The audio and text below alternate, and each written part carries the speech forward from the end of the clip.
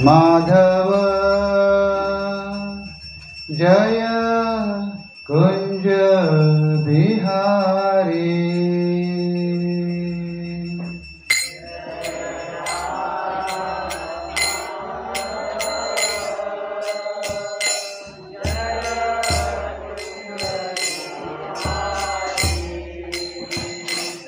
जय राधा माधव जय कुंज बिहारी।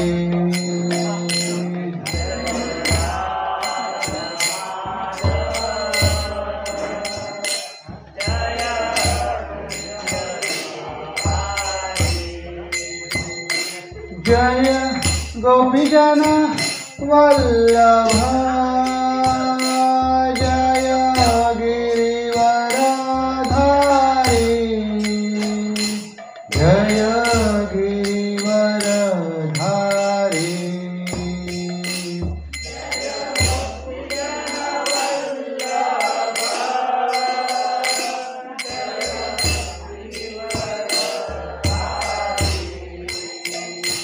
जय गिरिवरधारी। जय गोपीजन वल्लभ जय गिरिवरधारी। जय गिरिवरधारी।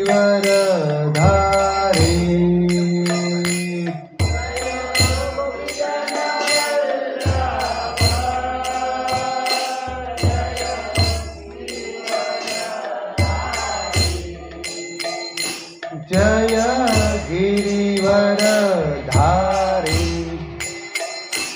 जय यशोदा नंदन जय व्रजजन रंजन। जय व्रजजन रंजन। यशोदा नंदन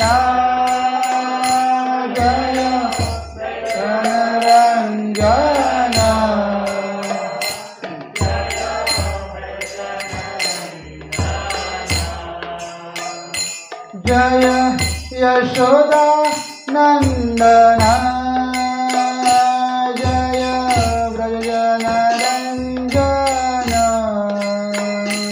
जय व्रजजन रंजन। जय यशोदा नंदन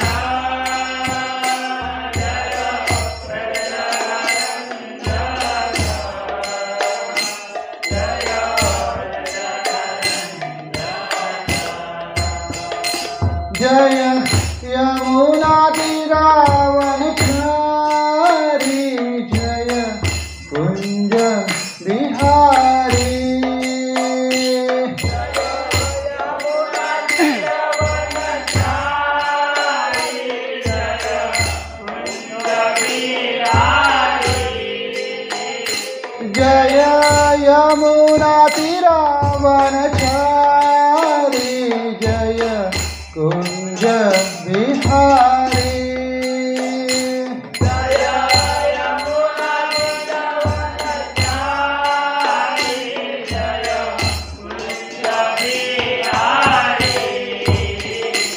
जय राधा माधव जय कुंज बिहारी।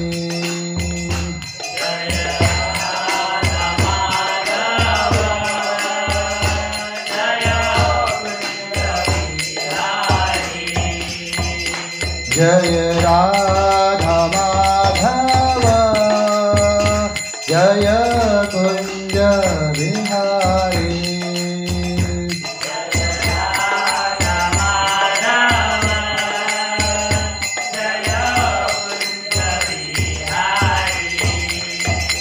जय Kunj Bihari.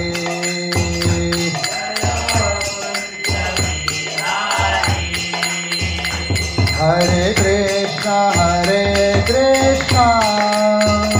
Krishna Krishna Hare Hare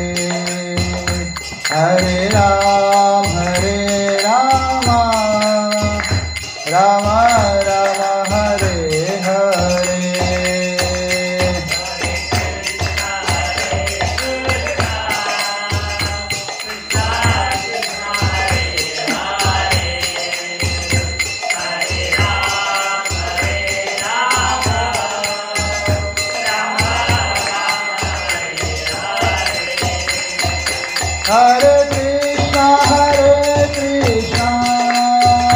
Krishna Krishna, Hare Hare, Hare Rama,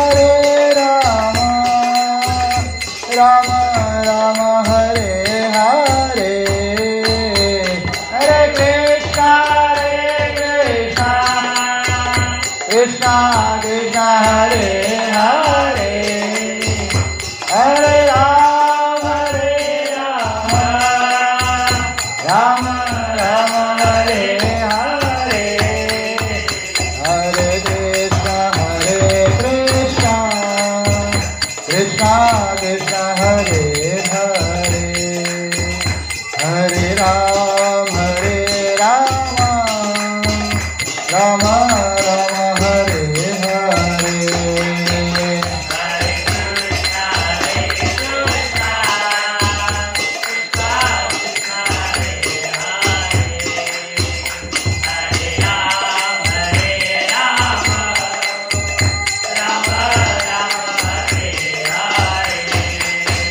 जय राधा गोपीनाथ, राधा गोपीनाथ राधे,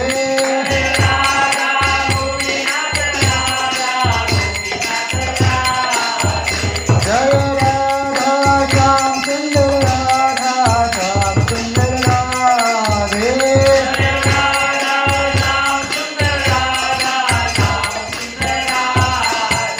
जय राधा पंढरीनाथ, राधा पंढरीनाथ राधे,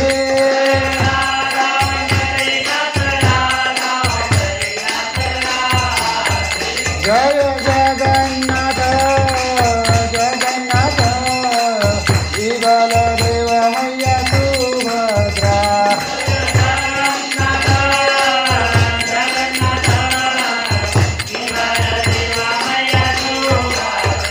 जय गौरनिता, गौरनिता, गौरनिता, जय गौरनिता,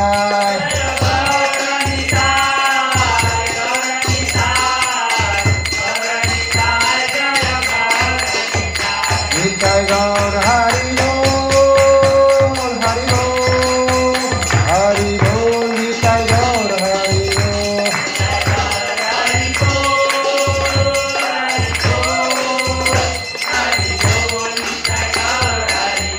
जय जय प्रभुपाद,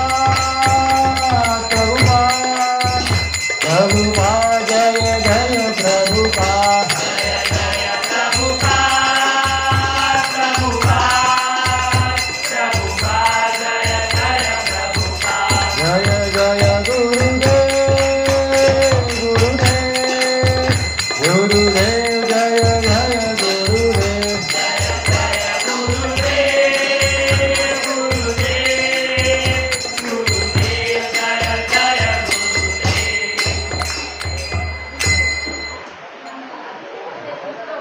हरिनाम संकीर्तन की, श्रील प्रभुपाद की, अनंत कोटि वैष्णव भक्तवृंद की। ओम नमो भगवते वासुदेवाय,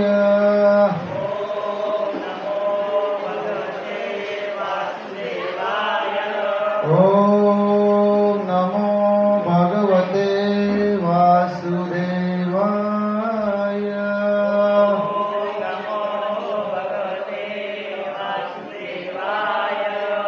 ओम नमो भगवते वासुदेवाय,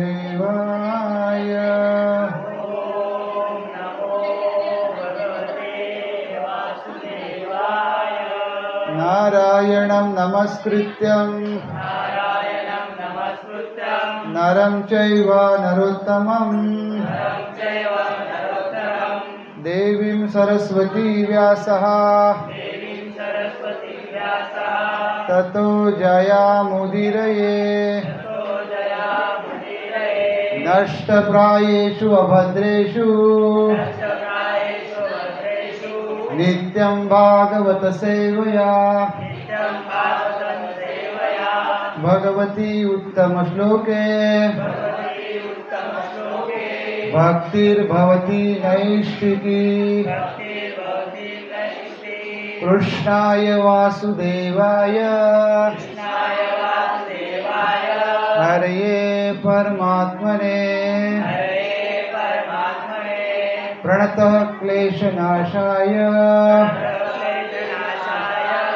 गोविन्दाय नमो नमः। कृष्णाय वासुदेवाय देवकी नंदनाय च नंदगोपकुमाराय गोविन्दाय नमो नमः। हरे कृष्णा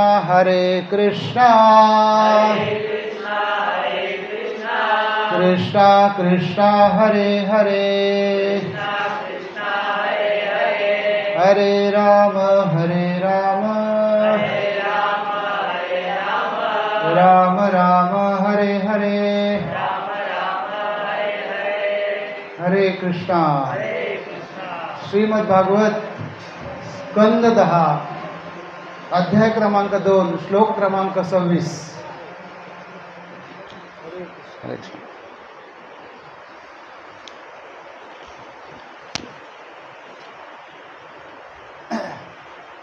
श्लोक आपल्याला इथे दिसत असेल, मी म्हणतो आपण तसं म्हणू शकता।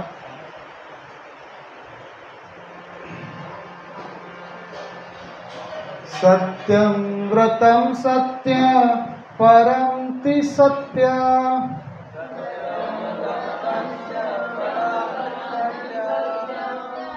सत्यं व्रतं सत्य परं त्रिसत्यं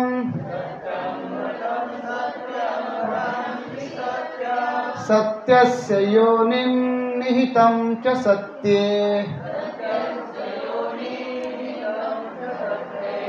सत्यस्य योनिं निहितं च सत्ये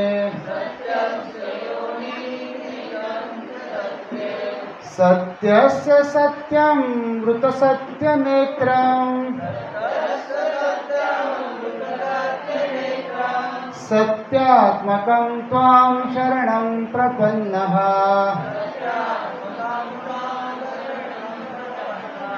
सत्यात्मकं त्वां शरणं प्रपन्नः सत्यं व्रतं सत्य परं त्रिसत्यं सत्यस्य योनिं निहितं च सत्ये सत्यस्य सत्यं मृतसत्यनेत्रं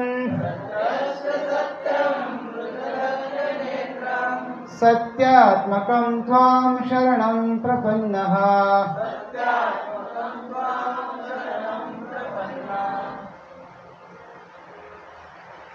शब्दार्थ भाषांतर तात्पर्य श्रील प्रभुपाद द्वारा श्रील प्रभुपाद की जय। मी म्हणतो तुम्ही ऐका, तुम्ही डोळ्याने वाचू शकता, समोर तिचा भाषांतर दिलेलं आहे। देव म्हणाले, हे प्रभो, तुमचे व्रत सदैव परिपूर्ण असते, कारण तुम्ही घेतलेले व्रत अचूक असते आणि ते कोणी कधीही खंडित करू शकत नाही। म्हणून तुम्ही आपले व्रतपालन करण्यात कधीही चूक करत नाही। तुम्ही भौतिक प्रकृतीच्या सृजन, पालन आणि संहार या तिन्ही अवस्थांमध्ये उपस्थित असता आणि म्हणून तुम्ही परमसत्य आहात। सर्वार्थाने सत्यवचनी असणारा मनुष्य तुमची कृपा प्राप्त करू शकत नाही, म्हणून दांभिकांना तुमची कृपा प्राप्त होणे अशक्य आहे। सृष्टीच्या सर्व घटकांमध्ये उपस्थित असणारे सक्रिय तत्व अर्थात वास्तविक सत्य तुम्ही आहात आणि यास्तव तुम्ही अंतर्यामी म्हणून ओळखले जाता। तुम्ही समदृष्टी आहात आणि तुमचे उपदेशक सर्वकालिक म्हणून सर्वांसाठी उपयुक्त आहेत। तुम्ही सर्व सत्यांचे प्रारंभ आहात, म्हणून आम्ही तुम्हाला प्रणाम करून तुमची शरणागती घेऊ इच्छितो कृपया आमचे रक्षण करावे. ओम अज्ञानतिमिरान्धस्य ज्ञानाञ्जनशलाकया चक्षुरुन्मिलितं येन तस्मै श्रीगुरवे नमः. श्रीचैतन्यमनोभीष्टं स्थापितं येन भूतले स्वयं रूप गदामह्यं ददाति स्वपदान्तिकं.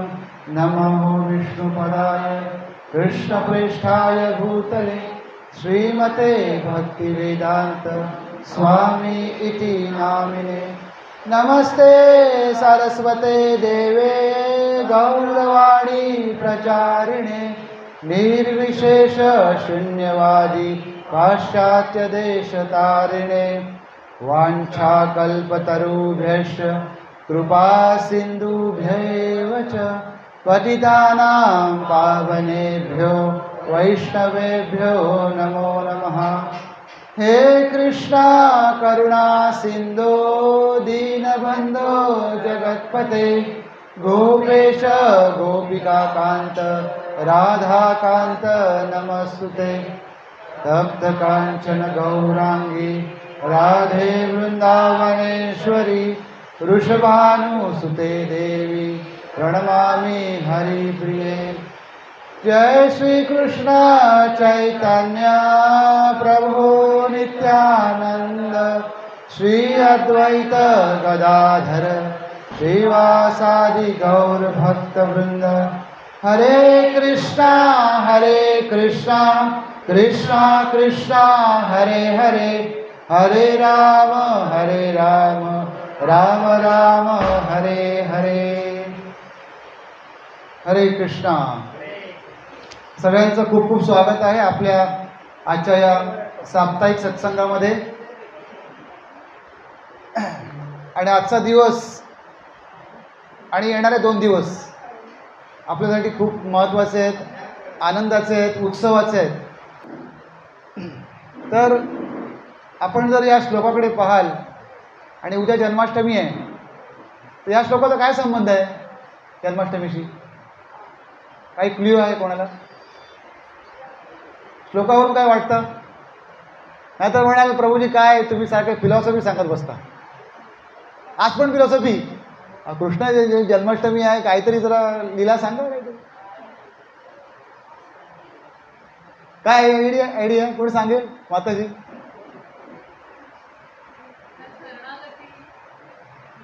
हा पण ठीक आहे ना, शरणागती आपण रोजच म्हणतो, पण भगवंताची शरणागती असायला पाहिजे, वैष्णवाची निंदा नाही करायला पाहिजे, वैष्णव अपराध नाही करायला पाहिजे.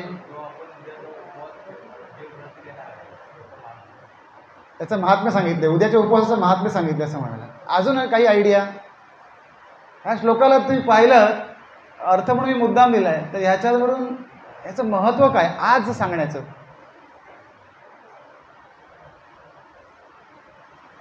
ठीक आहे, मी सांगतो. हा श्लोक आहे, तर हा श्लोक गर्भस्तुतीमध्ये येतो. म्हणजे भगवंत अजून जन्मले आहेत का? नाही जन्मले. भगवंत अजून देवकी मातेच्या गर्भात आहेत. त्यावेळी देवी देवता आणि महर्षी लोक, म्हणजे महर्षी व्यासदेव, देवी देवतामध्ये कोण होते? ब्रह्मदेव, भगवान शंकर, त्यानंतर हे व्यासदेव वगैरे, नारद मुनी वगैरे सगळे, अस्सी देवल वगैरे सगळे तिथे ज्यावेळी उपस्थित होते कारागृहामध्ये, त्या कंसाच्या कारागृहात, ज्यावेळी देवकी माता च्या हृदयामध्ये आणि मग गर्भामध्ये प्रवेश केला होता भगवंताने, आणि ती अशी तेजस्वी दिसत होती. त्याचं वर्णन केलं आहे पुढे शुकदेव गोस्वामींनी. त्यावेळी त्यांनी येऊन तिथे स्तुती केली भगवंतांची, भगवंतांना खुश करण्यासाठी. त्यातला श्लोक आहे तो. म्हणून आज आपण मुद्दाम का घेतला? कारण गर्भस्तुती आपण आज करायला पाहिजे. भगवंत आता गर्भात आहे, मग आपण यातले काही श्लोक म्हणू शकतो.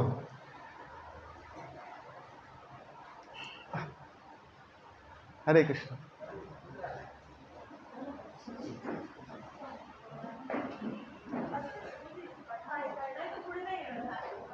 तर आता आपण कृष्ण जन्मकथा म्हटली की बऱ्याच वेळेला असं होतं की आपल्याला माहिती आहे ना, असं असतो की नाही आपलं मूड, तरी पण आपण परत येऊन बसतो आणि ऐकतो कान देऊ. आज ऐकू, उद्या ऐकू, परत आपला 1 तारखेला कार्यक्रम आहे तेव्हा ऐकू, आणि कुठे कुठेतरी जन्मोत्सव सुरू असतो, तिथे जाऊन आपण त्याच उत्साहाने परत परत ऐकतो. बरोबर ना? ह्याचं कारण काय असतं? कारण ह्या काही सामान्य व्यक्तीच्या गोष्ट नाही आहेत, कथा नाही आहे. तर हे कशा आहेत? दिव्य आहे, भगवंतांच्या जन्माच्या आणि कर्माच्या लीला आहेत. जसं भगवंत भगवद्गीतेमध्ये म्हणतात, जन्म कर्मच मे दिव्य. माझं जन्म आणि कर्म कसं आहे? सामान्य नाही आहे, दिव्य आहे. आणि ते तुम्ही जाणलं पाहिजे. तत्वता जाणलं पाहिजे. तत्वादेहम पुनर्जन्म नैती म्हणतात भगवंत. फक्त आपण त्याच्यावर व्यवस्थित विश्वास ठेवला की भगवंताचा जन्म असा झाला आणि त्यांनी अशी कर्म केली, हे तत्वता जाणलं पाहिजे. आणि ते भागवतातून आपण जाणू शकतो, गुरुपरंपरेतून जाणू शकतो. जर आपला नीट विश्वास बसला याच्यावरती आणि आपण त्याप्रमाणे जर श्रवण केलं तर त्यक्त्वा देहम पुनर्जन्म नैती माम येती. भगवंत म्हणतात माझ्याकडे येणार भगवद्धामामध्ये, फक्त कथा ऐकून तत्वता जाणून, बस. चांगलं आहे ना? तर शुकदेव गोस्वामी, आपला विषय काय होता की बऱ्याच वेळा आपलं असं होतं की कथा माहिती असते आपल्याला, मग आपल्याला कधी कधी रुची येत नाही. तर आपण त्या शुकदेव गोस्वामींचं ज्यावेळी हे भागवतचं कथन सुरू होतं, कोणाला सुरू होतं? कोणा सांगत होते? परीक्षित महाराजांना सांगत होते. आणि परीक्षित महाराज 7 दिवसांमध्ये काय होणार होतं? त्यांना मृत्यू येणार होता. 7 दिवस 7 रात्र म्हणूया आपण, कारण एवढं मोठं भागवत सांगण्यासाठी रात्रीचा वेळ पण महत्त्वाचा होता. पूर्ण वेळ ते न खाता न पिता न झोपता ते सांगत होते आणि ते ऐकत होते. बरोबर? तर त्यांना प्रश्न विचारला की तुम्हाला थकवा नाही का आला? इतके दिवस झाले तुम्हाला? तर त्यावेळी त्यांनी एक श्लोक सांगितला होता. त्या श्लोकामध्ये, तो श्लोक आपण कधीतरी घेऊया, खूप छान श्लोक आहे तो. तर त्यामध्ये ते म्हणाले, किंवा मी तो तुम्हाला वाचून दाखवतो, म्हणजे तुम्हाला परीक्षित महाराजांचा काय मूड आहे तो कळेल, आणि तो मूड आपला असायला पाहिजे भागवत कथा ऐकताना. फक्त श्लोक वाचतो, आपण तो काहीतरी डिटेलमध्ये घेऊ शकतो. खूप छान श्लोक आहे. मी आज ज्यावेळी पाहत होतो ते माझ्या तो निदर्शनास आला.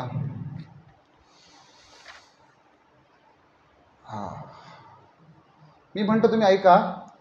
निवृत्त तर्षे उपगीयमानात, ठीक आहे म्हणाल चालेल. निवृत्त तर्षे उपगीयमानात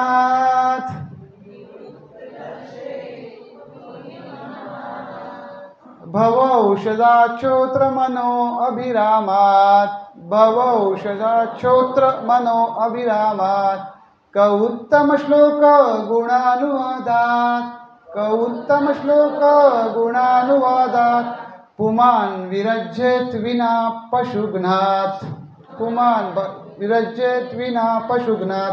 तर शुकदेव गोस्वामींना काय म्हणतात परीक्षित महाराज? बघा, खूप छान म्हटले बघा. तो भाव आपला पाहिजे, परीक्षित महाराजांचा भाव आपल्याला पाहिजे. गुरुशिष्य परंपरेच्या माध्यमातून भगवंतांचे गुणगान केले जाते आणि या भौतिक जगातील मिथ्या तथा क्षणभंगूर गुणगानामध्ये किंचितही स्वारस्य नसणाऱ्या व्यक्ती भगवत लीलांच्या यशोगानाचे आस्वादन करतात. जन्ममृत्यूच्या परावर्तनामध्ये गुरफटून गेलेल्या मनुष्यासाठी हरिकथा म्हणजे अचूक औषध आहे. म्हणून पशुघातकी अथवा आत्मघातकी मनुष्याविना इतर कोण बरे असे यशोगान ऐकणे टाळू शकेल. तर काय करतात? हरिकथेचे गुणगान म्हणतात ते इथे. तर हरिकथेचा काय फायदा सांगितला त्यांनी इथे आपल्याला? कोण हरिकथा ऐकू शकतं व्यवस्थित? जे भौतिक जगातील मिथ्या तथा क्षणभंगूर गुणगानामध्ये किंचितही स्वारस्य नसणाऱ्या व्यक्ती, आणि ते स्वतः तसे होते. ज्यावेळी त्यांना शाप मिळाला परीक्षित महाराजांना की तुम्ही 7 दिवसामध्ये मरणार, तुम्हाला तक्षक सर्पाचा दंश होणार आणि तुम्ही मरणार, आणि ते एवढे मोठे महाराजा होते नाही का, संपूर्ण पृथ्वीचे राजा होते. मग त्यांनी अहंकार नाही केला की एवढा साप माझा काय करणार आहे, किंवा तो ऋषींचा पुत्र होता, तर एवढाशा ऋषीचा पुत्र, बरोबर, त्या शापाने माझा काय वाकडा होणार आहे, किंवा ते त्यांना पण शाप देऊ शकले असते, किंवा शाप फिरवू शकले असते. कारण परीक्षित महाराज कोणी सामान्य नव्हते. ज्यावेळी ते आपल्या मातेच्या गर्भात होते, उत्तरा मातेच्या गर्भात होते त्यावेळी साक्षात भगवंतांनी त्यांना वाचवलं होतं. कोणी वाचवलं होतं? साक्षात भगवंतांनी वाचवले होते. मग ह्या शापाचं काय गुण बसलात? ब्रह्मास्त्रापासून. ब्रह्मास्त्र सोडलं होतं ना अश्वत्थामाने आणि ते उत्तरेच्या गर्भाकडे वळवलं होतं. त्यावेळी भगवंत गर्भामध्ये गेले आणि त्याला परीक्षित महाराजांना गर्भात वाचवलं होतं. मग ह्या ऋषीच्या पुत्राने अहंकाराने आणि अज्ञानामध्ये जो शाप दिला तो परतावायला किती वेळ लागला असता, पण त्यांनी भगवत आज्ञा म्हणून ते स्वीकारलं.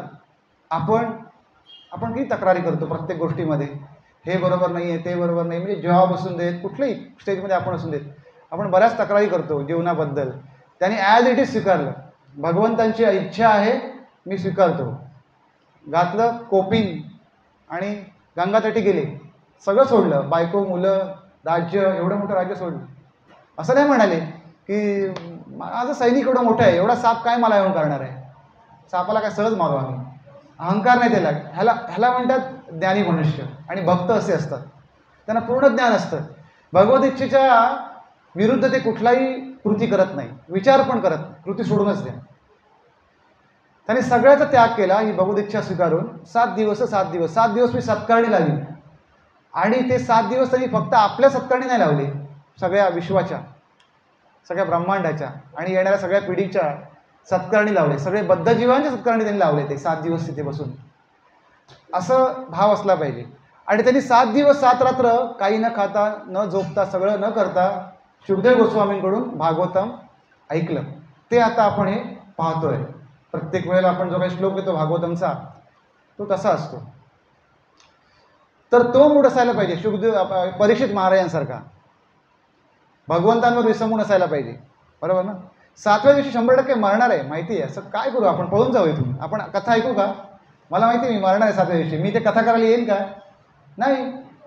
मी काय करेन?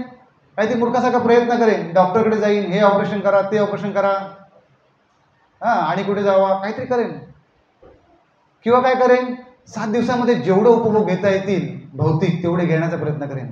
7 दिवसांत मरणार आहे ना, खायचं प्यायचं काय जे करता येईल मला उपभोग शरीराचे ते घेण्याचा प्रयत्न करेन. म्हणजे दोन्ही मूर्खपणा आहे. परीक्षित महाराजांनी तसं नाही केलं. त्यांनी काय केलं? ते स्वीकारलं आणि ते बसून ते शांतपणे ऐकत होते, शांत चित्ताने. आणि त्यांनी इतके सुंदर प्रश्न विचारले. म्हणून भागवतमचं वाचन आपण करायला पाहिजे.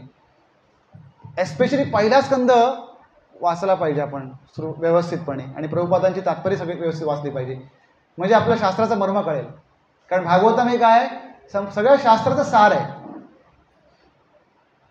तर आता आपल्या विषयाकडे येऊया. तर आपला तो भाव असायला पाहिजे असं मला सांगायचं होतं, म्हणून मुद्दाम मी हा श्लोक सांगितला. तर आता आपण काही कृष्ण जन्म कथा म्हणतो त्यावेळी आपल्याला माहिती आहे काय होतं. सुरुवात कुठून होते? कंस आणि सगळे त्याचे ते मित्र, असुर मित्र. कोण कोण मित्र त्याचे? जालंधर, त्या सासरा होता ना जालंधर, हो सासरा कंसाचा. आणि त्यानंतर हे सगळे होते नाही का, चाणूर. नंतर भगवंताने मारले सगळे. किती लक्षांची नावं घ्यायला पाहिजे, खूप आहे. तो बकासूर होता, वत्सासूर होता, अरिष्टासूर होता, पुतना पहिली आली. हे सगळे, सगळ्यांनी काय केलं होतं माहिती? धुमाकूळ घातला होता पूर्ण ब्रह्मांडामध्ये, या पृथ्वीवरती आणि सगळीकडे धुमाकूळ घातला होता. त्यामुळे आपली पृथ्वी माता काय झाली होती? कंटाळली होती. आणि मग ती गेली कोणाकडे? स्वाभाविकपणे देवांकडे गेली आणि सांगितलं की असं असं होत आहे आणि काही वेळाने असं होईल की इथलं सगळं नष्ट होऊन जाईल, तर काहीतरी उपाय करा. मग सगळे गेले ब्रह्मदेवांकडे. परमपिता ब्रह्मदेव नाही का, आपले सगळ्यांचे पिता. आणि सांगितलं. ब्रह्मदेव म्हणाले, त्यांना माहिती होतं मी काहीच करू शकत नाही याला. ते म्हणाले आपण जाऊया विष्णूंकडे. मग ते कुठे गेले? विष्णूंकडे म्हणजे कुठे? वैकुंठात गेले का? कुठे गेले? कुठे गेले? ब्रह्मदेव आणि सगळे देवी देवता ज्यावेळी पृथ्वी माता आली गायीचं रूप घेऊन, गेले कुठे? विष्णूंकडे गेले ना. पण ते कुठे गेले? वैकुंठात गेले का असा माझा प्रश्न आहे. म्हणजे वर गेले का? व कुठे गेले? काय तर ते कुठे गेले? शिरोदक्षाई, जे परमात्मा रूपामध्ये आपल्या हृदयामध्ये असतात. तर इथे एक श्वेतद्वीप नावाचं धाम आहे ब्रह्मांडामध्ये. काय म्हणतात त्याला? श्वेतद्वीप. तिकडे क्षीरसागर आहे, म्हणजे दुधाचा समुद्र. आता हे आपल्या अकलांच्या पलीकडे आहे. आपण लगेच म्हणणार काय प्रभूजी सांगतात ते, तर ते लक्षात ठेवा, असा अपराध करायचा नाही आहे. काय म्हणाले मगाशी? ॲज इट इज तुम्ही परीक्षित महाराजांचा ते का विश्वास ठेवायला पाहिजे, आणि ते खरं आहे, सत्य आहे. आता आपल्या श्लोकमध्ये बघा किती वेळ सत्य आले बघा, सत्य सत्य सत्य, पुरा श्लोक सत्य होतं बघा. तर गेले क्षीरसागराकडे. आता क्षीरसागराकडे डायरेक्ट विष्णू कुठे गेले का बघा. क्षीरसागरामध्ये पण आता मला पण त्याची बरीच नीट माहिती नाही आहे, मी काढण्याचा प्रयत्न करेन. क्षीरसागर हे पण एक धाम आहे विष्णूंचं, आणि तिकडे मग जे काही प्रॉब्लेम झाले की सगळे पळतात तिकडे. म्हणजे प्रॉब्लेम कोण करतात? हे देवी देवता करतात. ब्रह्मा आणि आपले भगवान शंकर साधे भोळे, ते काहीतरी तपश्चर्या केली राक्षसांनी की त्यांना काय करतात? वर देऊन टाकतात. वर दिला की हे काय करतात? त्राही करतात सगळे पूर्ण पृथ्वीवर, बरोबर ना. आणि मग परत मध्ये भगवंताकडे मग येतात मग उपाय मागायला. आता पृथ्वीदेवी आली होती उपाय मागायला. मग गेले क्षीरसागराकडे. तर क्षीरसागराकडे भगवंत पहुडलेले असतात शेषनागांवरती, आणि लक्ष्मी मैया त्यांचं काय पाय चेपत असते. तर हे आपल्या ब्रह्मांडामध्येच आहे श्वेतद्वीप. झालं. आता हे डायरेक्ट अप्रोच करत नाहीये, करू शकत नाही. ती दाखवलं आहे चित्रामध्ये, पण डायरेक्ट अप्रोच करण्याचा त्यांना अधिकार नाही आहे देवी देवतांना. कारण देवी देवता म्हणजे काय? आपल्यासारखेच आहेत, पण ते प्रगत असतात. चांगलं शरीर, भरपूर आयुष्य, बुद्धिमान, शरीराला सुगंध, त्यांना आपल्यासारखं घाम विष्ठा होत नाही, एवढंच फक्त. पॉवरफुल. पण त्यांना भगवंताकडे डायरेक्ट अप्रोच मिळत नाही. मग करतं कोण? ब्रह्मदेव. ब्रह्मदेव. मग ब्रह्मदेवानी भगवंतांकडे विनंती केली, आणि मग भगवंतांनी मग त्यांना सूचित केलं की काळजी करू नका, की मी जसं भगवद्गीतेत सांगितलंय ना. काय सांगितलंय? परित्राणाय साधूनाम विनाशाय दुष्कृताम धर्मसंस्थापनार्थाय संभवामी युगे युगे किंवा यदा यदाही धर्मस्य. है ना, मी बोललोय ना ते मी करणार. मी काय चिंता करू नका, मला सगळं लक्ष आहे. लवकरच मी काय करणार आहे? पृथ्वीवरती जन्म घेणार आहे यदुकुळामध्ये. तुम्ही पण देवी देवतांनी काय करा? यदुकुळामध्ये तुमच्या पत्न्यांसहित जन्म घ्या. म्हणजे देवी देवता सुद्धा भगवंताच्या लीलामध्ये भाग घेतात. त्यानंतर देवकी मैया आणि वसुदेव यांचा विवाह संपन्न होत होता, आणि देवकी मैयाचा भाऊ, सख्खा नाहीये, मामे भाऊ होते, मामे भाऊ, आते भाऊ, आते भाऊ. तर त्यांनी काय केलं? सारथ्य केलं बघा. कसलं? रथाचं. ऍक्च्युली प्रॉब्लेम कोणी क्रिएट केला होता? केलाय पृथ्वीवरती कंस आणि त्याचे सगळे मित्र, असुर मित्रांनी केलाय. आता इथे तो काय करतोय? सारथ्य करतोय. कोणाचं करतोय? सामान्य मनुष्य नव्हते देवकी आणि वसुदेव. भगवंतांचे शुद्ध भक्त होते ते. भगवंत त्यांच्याच पोटी जन्म घेतलाय 3 वेळा. 3 वेळा. ही 3री वेळ आहे कृष्ण जन्म म्हणून घ्यायची. यापूर्वी 2दा भगवंतांनी त्यांच्या पोटी जन्म घेतला होता. तर असे ते महान भक्त होते. मग आता कंस पापकृत्य करतोय आणि भक्तांची पण सेवा करायला लागला. आता काय होईल? पाप कमी होईल ना, त्याचं वृत्ती नाही जाणार, पाप कमी होईल, परत पाप करायला लागेल. मग आता काहीतरी करायला पाहिजे. ह्याचं पापाची जी अकाउंट 0 झाला तर काय होईल? प्रॉब्लेम होईल ना. भगवंत कशाला येतील मग मारायला? त्याला गोंधळ निर्माण होईल. म्हणून काय झालं? आकाशवाणी झाली भगवंताच्या इच्छेनुसार. आणि आकाशवाणी काय म्हणाली? अरे मूर्ख कंसा, काय तुझ्या बहिणीचा तू रथ ओढतोयस, त्याचा 8वा पुत्र तुझा काय करेल? वध करणार आहे, मूर्ख आहेस तू. असं बोलल्याबरोबर कंसाचं जे काही चांगुलपणा होता तो गेला. असुरवृत्ती सगळी जागृत झाली. लगेच फणा काढले सगळे असे असुरवृत्तीने. सर्पकाचा फणा काढतो आपल्यामध्ये पण बघा. कधी कधी आपण असं छानपैकी जप बिप करतो, छानपैकी मी इथे बोलतोय, पण काय भरोसा नाही कधी मी घरी कसा वागत असेल, इतर ठिकाणी कसा वागत असेल माहीत नाही. कंट्रोल नाही आपला अजून. पटकन आपण चिडतो, असं होतं आपल्याकडून. तसं कंसाचं झालं आणि कंस चिडला बघा. छानपैकी रथ घेऊन चालला होता, आणि आकाशवाणी गेली. ऐकल्याबरोबर झालं, घाबरला. सगळ्याला मृत्यूचं भय असतं बघा. कशाचं भय असतं? मृत्यू. त्यापुढे काय नाही, नातीगुती काय नाही, नवरा नाही, बायको नाही, मुलं नाही, आई नाही, वडील नाही, मित्र नाही, सगळे कोण नाही. बरोबर. लगेच त्याने काय केलं, तलवार उपसली. तुझा मुलगा मला मारणार आहे काय? तो मुलगा कधी होईल, तू जिवंत असेल तर तुलाच पहिले ठार मारतो. केस पकडले आणि तलवार मानेवरती ठेवली. इथे भागवतामध्ये खूप छान वर्णन केलंय बघा. बघा, सगळ्या कथा ज्या आपण ऐकतो ना, याचा मूळ स्रोत भागवतम आहे. तुम्हाला जर त्याच्या खऱ्या स्वरूपात माहिती हवी असतील ना, तर तुम्ही भागवतम वाचायला पाहिजे इतर पुस्तकं वाचण्यापेक्षा. म्हणजे इतर म्हणजे काय, प्रभुपादांनी लिहिलेली पुस्तकं बरोबरच आहे, ती भागवतम प्रमाणे. इव्हन कृष्ण पुस्तक वाचलं तरी पण it is a Bhagavatam only. Krishna पुस्तक म्हणजे भागवतमचा 10वा स्कंद आहे. ते तुम्ही वाचत असता तर प्रश्नच नाही, तुम्हाला शुद्ध ज्ञान मिळणार. तर हे सगळे श्लोक रूपामध्ये आहे, जे मी बोलतोय सगळं श्लोक रूपामध्ये आहे. तलवार उपसल्याबरोबर करणार काय, तर वसुदेव खूप हुशार होते. वसुदेव खूप हुशार होते व्यक्ती. ते पण भक्तच होते भगवंताचे. हुशार असणार म्हणायची गरजच नाही, भक्त म्हटलं की ते हुशारच असतात. चतुर काय म्हणतात ते, कृष्णाचं काय असं बेंगॉली काहीतरी आहे ना, बडा चतुर, कृष्ण भक्त बडा चतुर असं म्हणतात बेंगॉलीमध्ये. त्यांनी तलवार उपसली बरोबर. आता म्हणे काय, आता ह्याला अडवलं पाहिजे, नाही तर तो अनर्थ करेल. आणि त्यांनी तिथे फिलॉसॉफी सांगायला सुरुवात केली, जी आपण सांख्ययोग म्हणतो. भगवद्गीतेमध्ये भगवंतांनी 2ऱ्या अध्यायाची फिलॉसॉफी सांगितली, ती त्यांनी किती सांगायला सुरुवात केली कंसाला. अरे म्हणे, काय बाबा तू असा एवढा तो ज्ञानी आहेस आणि तू इथे स्त्रीचा वध करायला निघालास, आणि ती सुद्धा तुझी बहीण आहे, आणि ती सुद्धा आता काय करते, तिची वरात निघाली आहे. आणि ती आकाशवाणी म्हणाली म्हणून फक्त, आणि ती आकाशवाणी तरी काय म्हणाली, त्याचा 8वा पुत्र तुला मारणार आहे. म्हणजे 7 पुत्र व्हायल्यानंतर 8वा पुत्र होणार आहे ना. मग आता तुला कशाला मारतोयस? तुझी म्हणे जी काही तू आता प्रसिद्धी मिळवली आहेस ना तिन्ही लोकांमध्ये, ती प्रसिद्धी सगळी धुळीस मिळून जाईल. त्याला भरपूर त्या श्लोक रूपामध्ये सांख्ययोग सांगतात की जो माणूस जन्माला येतो तो माणूस मरतो. हे त्यांनी सगळं सांगितलंय या श्लोकामध्ये. त्या ठिकाणी बघा, कुठली युद्ध परिस्थिती, कुठली परिस्थिती विचार करा, बायकोला मारणार आता काही क्षणामध्ये, अशा वेळेला तो माणूस किती स्थिर आहे बघा. युधिष्ठिर असे होते, युद्धामध्ये पण स्थिर, ते युधिष्ठिर तसे हे पण स्थिर होते. आणि त्यांनी डोकं चालून छानपैकी ती फिलॉसॉफी सांगायला सुरुवात केली. पण कंसाला ते काय थोडीशी फिलॉसॉफी म्हणजे अज्ञान असताना, माणूस असुरी प्रवृत्ती आणि त्याच्यामध्ये अज्ञान.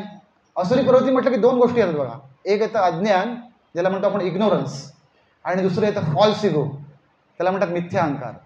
तर आपल्या सगळ्यामध्ये हे 2 मोठे प्रॉब्लेम असतात, मिथ्या अहंकार आणि अज्ञान. 2 गोष्टी आपण नीट ऑब्झर्व करायला पाहिजे आणि त्या टाळल्या पाहिजे, की आपल्यातले प्रॉब्लेम निघून जाणार बरेचसे. तर इथे कंस काय ऐकायला तयार नाही. पण त्यावेळी त्यांनी सांगितलं की बाबा ठीक आहे, जी जी काही मुलं होती ती सगळी तुला मी सादर करेन इमिजिएटली. मग तू त्यांचं काय करायचं ते कर, तू ठरव. मग काय प्रश्नच येणार नाही तुला मारण्याचा. तू नवजात बालकालाच ठार मारल्यानंतर प्रश्नच येत नाही. झालं. कंस काय झाला, खुश झाला. पण त्याने काय केलं, त्यांना तरी पण बंदी बसात ठेवलं, कारण ती कधी मूल होणार, काय होणार हे कळायला पाहिजे ना. आणि मग सगळे पहारेकरी वगैरे ठेवले आणि सुरुवात झाली. पहिलं बाळ झालं. पहिल्या बाळाचा आवाज ऐकल्याबरोबर सैनिक गेले कंसाकडे, सांगितलं झालं बाळ म्हणून. पण वसुदेवाने काय केलं होतं, वचन दिलं होतं, जे जी मुलं होतील ती मी तुला आपणहून सादर करेन, तू काय काळजी करू नको, आता तू माता देवकीला मारू नकोस. मग त्या वचनाला जागले ते आणि ते पहिलं बाळ घेऊन गेले कंसाकडे आणि सांगितलं की हे पहिलं बाळ आहे, घेऊन टाक म्हणून. तर कंस म्हणाला, कंस तोपर्यंत थोडा निवळला होता, म्हणजे थोडा रिलॅक्स झाला बघा. ह्याला म्हटलं अज्ञान, असुरी प्रवृत्तीमध्ये अज्ञान. तो रिलॅक्स झाला थोडा.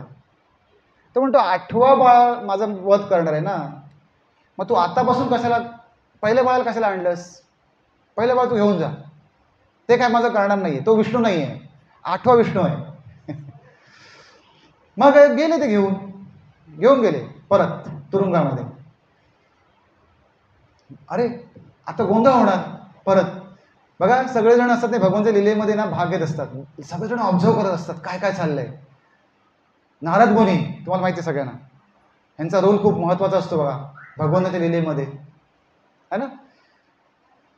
मग ते विचार करतात असं जर झालं, जर त्यांनी मुलांना मारलंच नाही तर कंसाची पापं कशी वाढणार, कंसाची पापं जर घडा नाही मारला तर भगवंत मारणार कशी त्याला, बरोबर ना. मग ते गेले कंसाच्या दरबारात आणि सांगितलं, अरे तू मूर्ख आहेस का, तो विष्णू खूप म्हणे चालाक आहे, आणि तुला मी सांगतो आतली गोष्ट गोपी, हे सगळे देवी देवता आहेत ना, हे सगळ्यांनी म्हणे यदुवंशामध्ये जन्म घ्यायला सुरुवात केली आहे, सगळ्यांनी म्हटलं जन्म घ्यायला सुरुवात केली आहे, आणि ते सगळे कट रस्त्यात तुला ठार मारायचा, सावध हो, तू असं लगेच भुलून जाऊ नकोस, मायाच्या अंडर येऊ नकोस, माझी बहीण आहे, तिचा पहिला मुलगा आहे, तो काय करणार नाही आहे, 7वा मुलगा 8वा मुलगा माझा काहीतरी करेल, अशा म्हटलं तू भ्रमात म्हटलं राहू नकोस. विष्णू म्हणे फसवतो, तुला माहिती आहे म्हटलं, हिरण्यकश्यपाचा इतिहास बघ केवढा आहे तो. शिवाय त्यांना एक कमळाचं ते फूल दाखवतात आणि ते म्हणे बघ ना, यातली मला तू पहिली पंखुडी कुठली सांग मला, आणि 8वी कुठली, शेवटची कुठली. तर तो सांगू शकला नाही, पहिली कुठली असू शकते ना पाकळी कमळाची. तो लगेच लगेच असुरीत वृत्ती जागृत झाली, अरे बरोबर म्हणतोय हा विष्णू मला फसवणार. लगेच तो ताडताड गेला तुरुंगामध्ये, घेतलं तिचं बाळ, देवकी माता खुश होती, वा म्हटलं माझं बाळ वाचलं, आणि घेतलं लगेच काही विचार न करता भिंतीवर आपटून ठार मारला. असं करता करता पहिलं, दुसरं, तिसरं, चौथं, 5वं, 6वं, किती बाळ गेली, 6 बाळं कंसाने मारून टाकली. आणि त्याचा पण उल्लेख छान केलाय बघा, ही 6 बाळं कोण होती, त्यांना का मारलं गेलं बघा, खूप छान. ऍक्च्युली आपल्याकडे आज वेळ कमी आहे तरी पण मी थोडक्यात सांगतो, कारण ह्या आतल्या गोष्टी माहीत नसतात, बाकी कृष्ण जन्म वगैरे आपण सगळं ऐकतो. तरी 6 बाळं होती, ती ऍक्च्युली मरीची ऋषींची मुलं होती.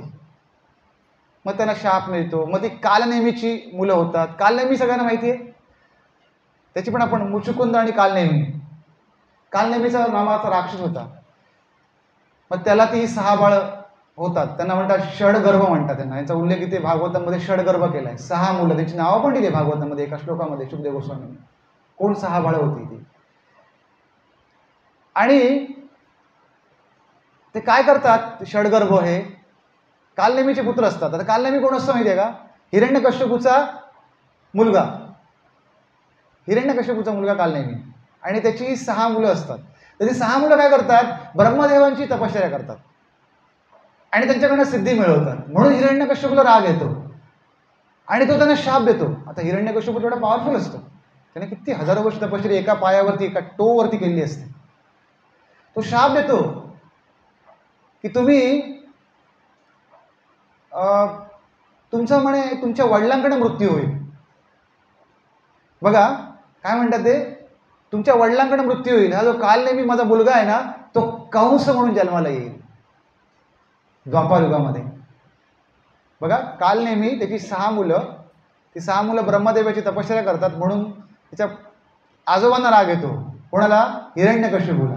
म्हणून तो शाप देतो की तुम्ही काय कराल, द्वापार युगामध्ये मृत्यू लोकात जाल आणि देवकीच्या पोटी तुम्ही जन्म घ्याल, आणि तुमचा बाप जो आता आहे कालनेमी, तो कंस बनून येईल. तो कंस त्यावेळी तुमचा बाप नाही आहे, आत्ता तुमचा बाप आहे कालनेमी. म्हणजे बघा आपण जे नाती गोती म्हणतोय ना, ती किती मूर्खपणाची आहेत बघा. जे वडील असतात तेच वडील कुठल्या तरी पुढच्या जन्मामध्ये ते आपल्या मुलांची हत्या करतात. बरोबर आहे ना, मी सांगतो, तुमचं लक्षात आलं, किती विचित्र गोष्टी आहेत बघा. तर शारीरिक लेवलची जी आपली नाती असतात,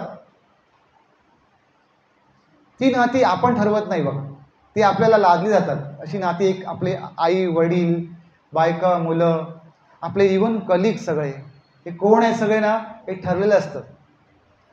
म्हणजे कसं असतं, भागवतामध्ये म्हटलंय की नदीचा प्रवाह जसा असतो नाही का, मग त्या प्रवाहामध्ये ओंडके असतात, ओंडके वाहतात बघा लाकडांचे, ते काही काळासाठी एकत्र येतात, मग एका ओंडका निघून जातो, नवीन ओंडके ॲड होतात. तसं आपलं असतं, असं आपण फिरत असतो.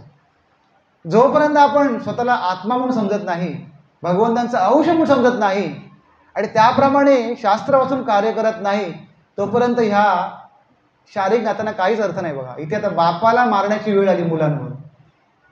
हे आपलं प्रारब्ध असं असतं बघा, है ना. तर ती 6 मुलं जी असतात ती कंसाकडून म्हणजे कालनेमीकडून मारली जाणार असा शाप हिरण्यकश्यपूचा असतो. म्हणून ते 1 2 3 4 5 6 किती मुलं गेली? 6 मुलं कंसाने येऊन ठार मारली. आता 7व्या वेळी ज्यावेळी देवकी माता गर्भावर होती त्यावेळी भगवंत योगमायेला सांगतात की तो जो गर्भ आहे तो तू काय कर, गोकुळात घेऊन जा आणि रोहिणी मातेच्या गर्भात स्थापित कर. ज्याला आपण मागच्या रविवारी आपण काय केलं, बलराम जन्मोत्सव साजरा केला बघा, आविर्भाव दिवस बलरामांचा. मग त्यांना म्हणून संकर्षण म्हणतात, जे ट्रान्सफर केले कुठून, देवकी मातेच्या गर्भातून रोहिणी मातेच्या गर्भामध्ये. आणि ही टेक्नॉलॉजी आता पण नाही आहे मेडिकल सायन्समध्ये. मेडिकल सायन्समध्ये सरोगेट मदरचा कन्सेप्ट आहे, पण अशी नाही आहे एक गर्भ एका ठिकाणी वाढला आहे आणि तो तिथून काढून घ्यायचा आणि दुसऱ्या मातेच्या गर्भात ठेवायचा. अशी टेक्नॉलॉजी सायंटिस्ट लोकांना माहीत नाही आहे आणि ते मान्य करत नाही. मग असं काय नसतं म्हणून तुम्ही काय पण सांगता. ओके, म्हणून त्यांना नाव काय आहे, संकर्षण. झालं. आता 7वा गर्भ गेला कुठे? कंस आणि त्याचे मित्रमंडळी. आनंद आला त्यांना. अरे घाबरला बघा, घाबरून म्हणे गर्भच तिचा गळून गेला. अशा भ्रमात राहिले बघा. ह्याला म्हणतात असुरी प्रवृत्ती, इग्नोरन्स. झालं. असं म्हणता म्हणता वेळ आली भगवंतांची अवतार घ्यायची. कारण योगमायाने आपलं काम केलं होतं, आपली सेवा पूर्ण केली होती. बलरामांना तिकडे रोहिणी मातेच्या गर्भात स्थापित केलं होतं. आता रोहिणी मातेच्या गर्भामध्ये येण्यापूर्वी बलरामजी कुठे होते? पहिले देवकी मातेच्या गर्भामध्ये. ते देवकी मातेच्या गर्भात का गेले होते? गर्भ शुद्ध करण्यासाठी. तर भागवतम काय म्हणतं, कारण 6 जी मुलं होती, 6 मुलं जी होती ती कालनेमी राक्षसाची होती, है ना. आता भगवंत येणार तर आपण बघा की तयारी करतो, मंदिर स्वच्छ करतो, छानपैकी आरास करतो. आता 1 तारखेला आपण केवढी छान आरास करणार आहे. मग तो देवकीचा गर्भ स्वच्छ व्हायला पाहिजे, शरीर स्वच्छ व्हायला पाहिजे. म्हणून प्रथम कोण येतात? त्यांचे सेवक. आपल्याला गेल्या वेळी सांगितले बलरामजी काय असतात? भगवंतांचे सेवक असतात. सेवक म्हणून ते आपलं सेवक करत असतात. त्यांचं हे असतं, स्वतः भगवंतच आहेत ते. तर झालं. आता भगवंत आले ते कसे आले? भगवंत काय म्हणतात? जन्मकर्मच्या मे दिव्यम. माझा जन्मकर्म कसा आहे? दिव्य आहे. असं नाही पुरुष स्त्रीचा संबंध आल्यानंतर मग झाले आणि मग 9 महिने गेले आणि मग हॉस्पिटलमध्ये नेलं मग तिची प्रोसेस. असं नाही होत भगवंताचं. भगवंत काय करतात? जिथे त्यांना जन्म घ्यायचा आहे त्या पित्याच्या पहिले मनामध्ये प्रवेश करतात. तर कोणाच्या मनात प्रवेश केला पहिला? त्यांनी वसुदेवांच्या. मग वसुदेव भगवंत, आता विचार करा, मनामध्ये प्रवेश केला, इमॅजिन करा त्या व्यक्तीचं काय होईल. त्याचे श्लोक दिलेत त्याच्यामध्ये भागवतामध्ये. वसुदेव कसे दिसायला लागले, त्यांचं आचरण कसं झालं. त्यानंतर वसुदेवांच्या मनामधून ते देवकी मातेच्या मनामध्ये गेले, देवकी मातेच्या चित्तामध्ये गेले. आणि ज्यावेळी देवकी मातेच्या चित्तामध्ये ते स्थिर झाले भगवंत, त्यावेळी देवकी माता एकदम अशी इफुलजंट म्हणतात त्याला, तेजस्वी दिसायला लागली. आणि कंसाकडे बातम्या गेल्या.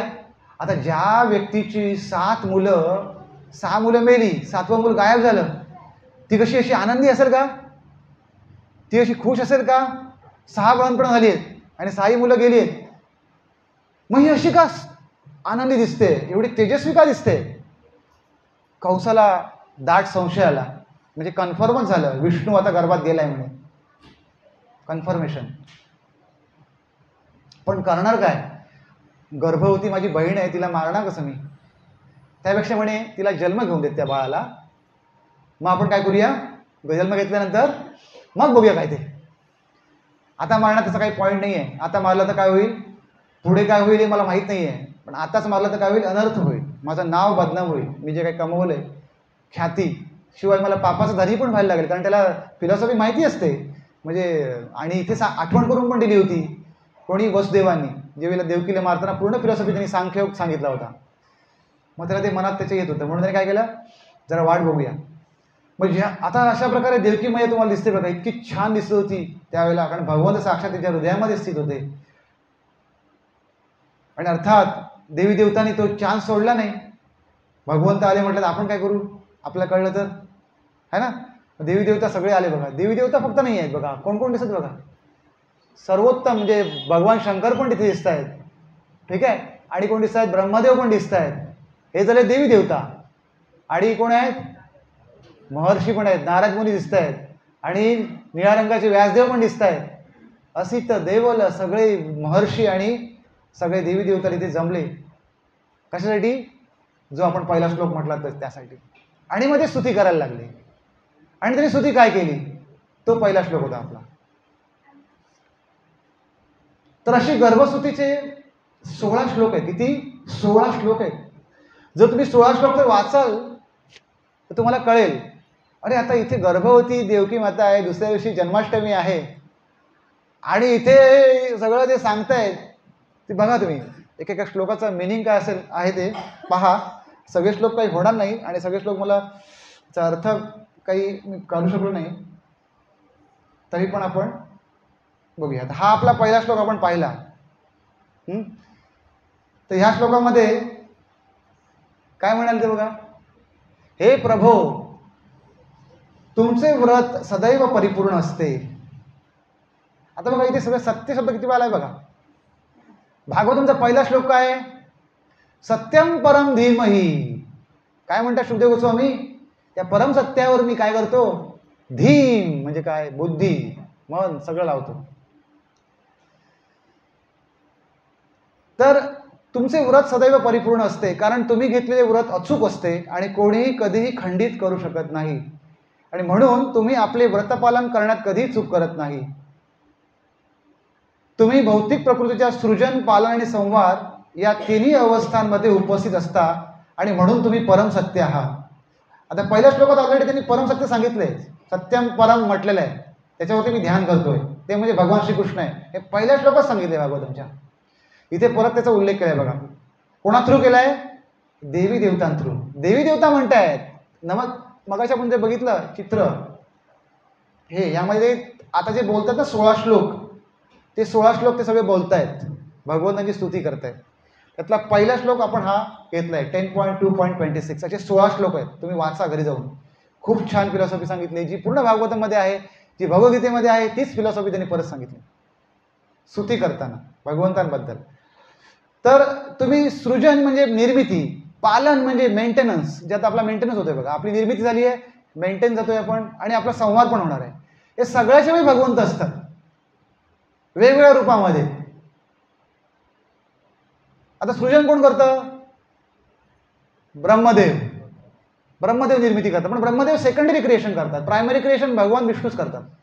आपल्या म्हणजे मगाशी बोलले नाही का, गर्भोदकशाही विष्णू किंवा कारणोदकशाही, गर्भोदक नाही, कारणोदकशाही विष्णू किंवा महाविष्णू, त्यांच्या रंध्रातनं आपण अनंत कोटी ब्रह्मांड येतात, तिथे बसलेत बघा, इथे झोपलेले असतात बघा.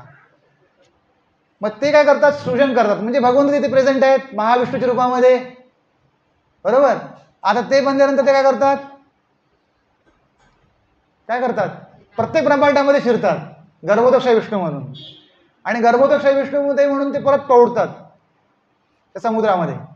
आणि मग त्यांच्या बेंबीतून काय होतं, कमळाचं फूल निर्माण होतं, त्यातनं ब्रह्मदेव जन्मतात. मग ब्रह्मदेवांना ती जबाबदारी देतात सेकंडरी क्रिएशन. भागवतमच्या दुसऱ्या स्कंदामध्ये, तिसऱ्या स्कंदामध्ये सृजनाबद्दल सांगितलंय, नक्की वाचा, सायंटिफिक आहे कसं सृजन होतं. हे जो आपण भूगोल वाचतो ना, सध्या आपल्याला शिकवलं जातो 10वी पर्यंत, जे घोकंपट्टी आपण करतो, किंवा काही लोक ग्रॅज्युएशन पण करतात, बरोबर ना. तो भूगोल जो आहे ना, हा फक्त एक आपल्या पृथ्वीभोवती थोडेफार ग्रह सांगितलेत. ऍक्च्युली भूगोल जो आहे भागवतामध्ये सांगितलाय, तो शास्त्रशुद्ध आहे आणि तो अफाट आहे, तो समजला पाहिजे आपण. तर ब्रह्मदेव काय करतात, सेकंडरी क्रिएशन करतात, सगळे शरीर 84 योन्या निर्माण करतात प्रजापतींच्या थ्रू. मग त्यांचं पालन परत कोण करतं, विष्णूच करतात. कारण हे जे गर्भोदकशाही विष्णू असतात ते परत प्रत्येकाच्या हृदयामध्ये जाऊन बसतात. आपल्या प्रत्येकाच्या हृदयामध्ये कोण आहेत, विष्णू आहेत, भगवंत आहेत. भगवंत म्हणतात भगवद्गीतेमध्ये, सर्वस्य चाहम हृदि सन्निविष्टो मत्त स्मृती ज्ञानम अपोहनम च. प्रत्येकाच्या हृदयामध्ये मी स्थित आहे. असं म्हणत नाही ते मी गटरातला किडा आहे कीटक आहे, डास आहे, देव आहे असं नाही. सगळ्यांना भगवंत समदृष्टीने पाहतात आणि प्रत्येकाच्या हृदयामध्ये मी स्थित आहे. भगवंतांचं वचन आहे, सर्वस्यच्या अहम हृदय सन्निविष्टो. प्रत्येकाच्या हृदयात मी प्रविष्ट आहे. मग तिथे राहून ते आपल्याला काय करतात, ॲक्च्युली स्मृती पण देत असतात, पण आपण ऐकत नाही. आपण तटस्थ आहोत ना, आपण मायेकडे झुकतो बऱ्याच वेळा, भगवंताचं ऐकत नाही. तर सृजन पालन भगवंतच करतात आणि संवार कोण करतं? तुम्ही म्हणा शंकर करतात, तांडव नृत्य करतात, पण शंकर हे कोण आहे? भगवान विष्णूंचं पहिलं रूप जे सदाशिव आहे. भगवान विष्णूंचं एक्सपान्शन सदाशिव आहे. आपण कधीतरी घेऊ ते आपण शिवतत्व काय आहे, खूप छान आहे शिवतत्व. भागवतांच्या आधारे शिवतत्व काय समजून घेऊया. भगवंत आहेत ते तमोगुणातलं आहे, बरोबर. ज्याचं दही आणि दूध असतं, हां, जर कृष्ण असतात ते दूध असतात, त्याचं दही झालं.